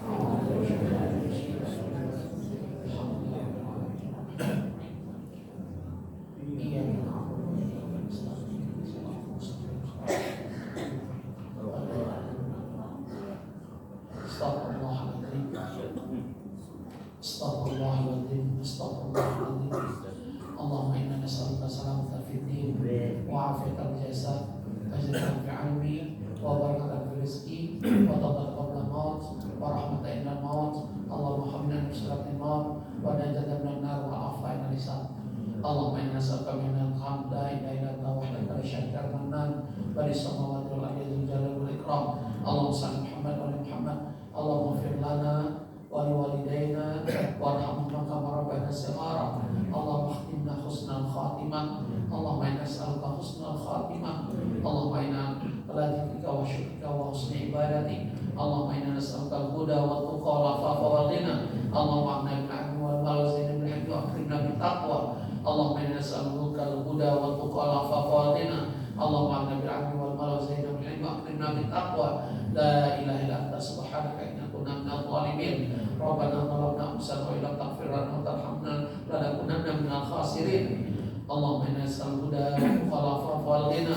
Allahumma inna nas'aluka ridhaka wal jannah wa na'udzubika min sakhatika wan nar. Allahumma inna nas'aluka jannata firdaus wa na'udzubika min nar jahannam. Allahumma qina bi halalika an haramik wa min fadlika amman siwa. Rabbana hab lana min azwajina wa dhurriyyatina qurrata a'yun waj'alna lil muttaqina imama. Rabbana atina fid dunya hasanah wa fil akhirati hasanah wa qina adzabannar. Subhana rabbika rabbil izzati amma yasifun wa salamun alal mursalin walhamdulillahi rabbil alamin. Mohon maaf dan batin, tidak ada yang tahu umur bisa mengenal batin. Semoga Allah ridho dengan kita dan untuk pengajian kita. Assalamualaikum warahmatullahi wabarakatuh.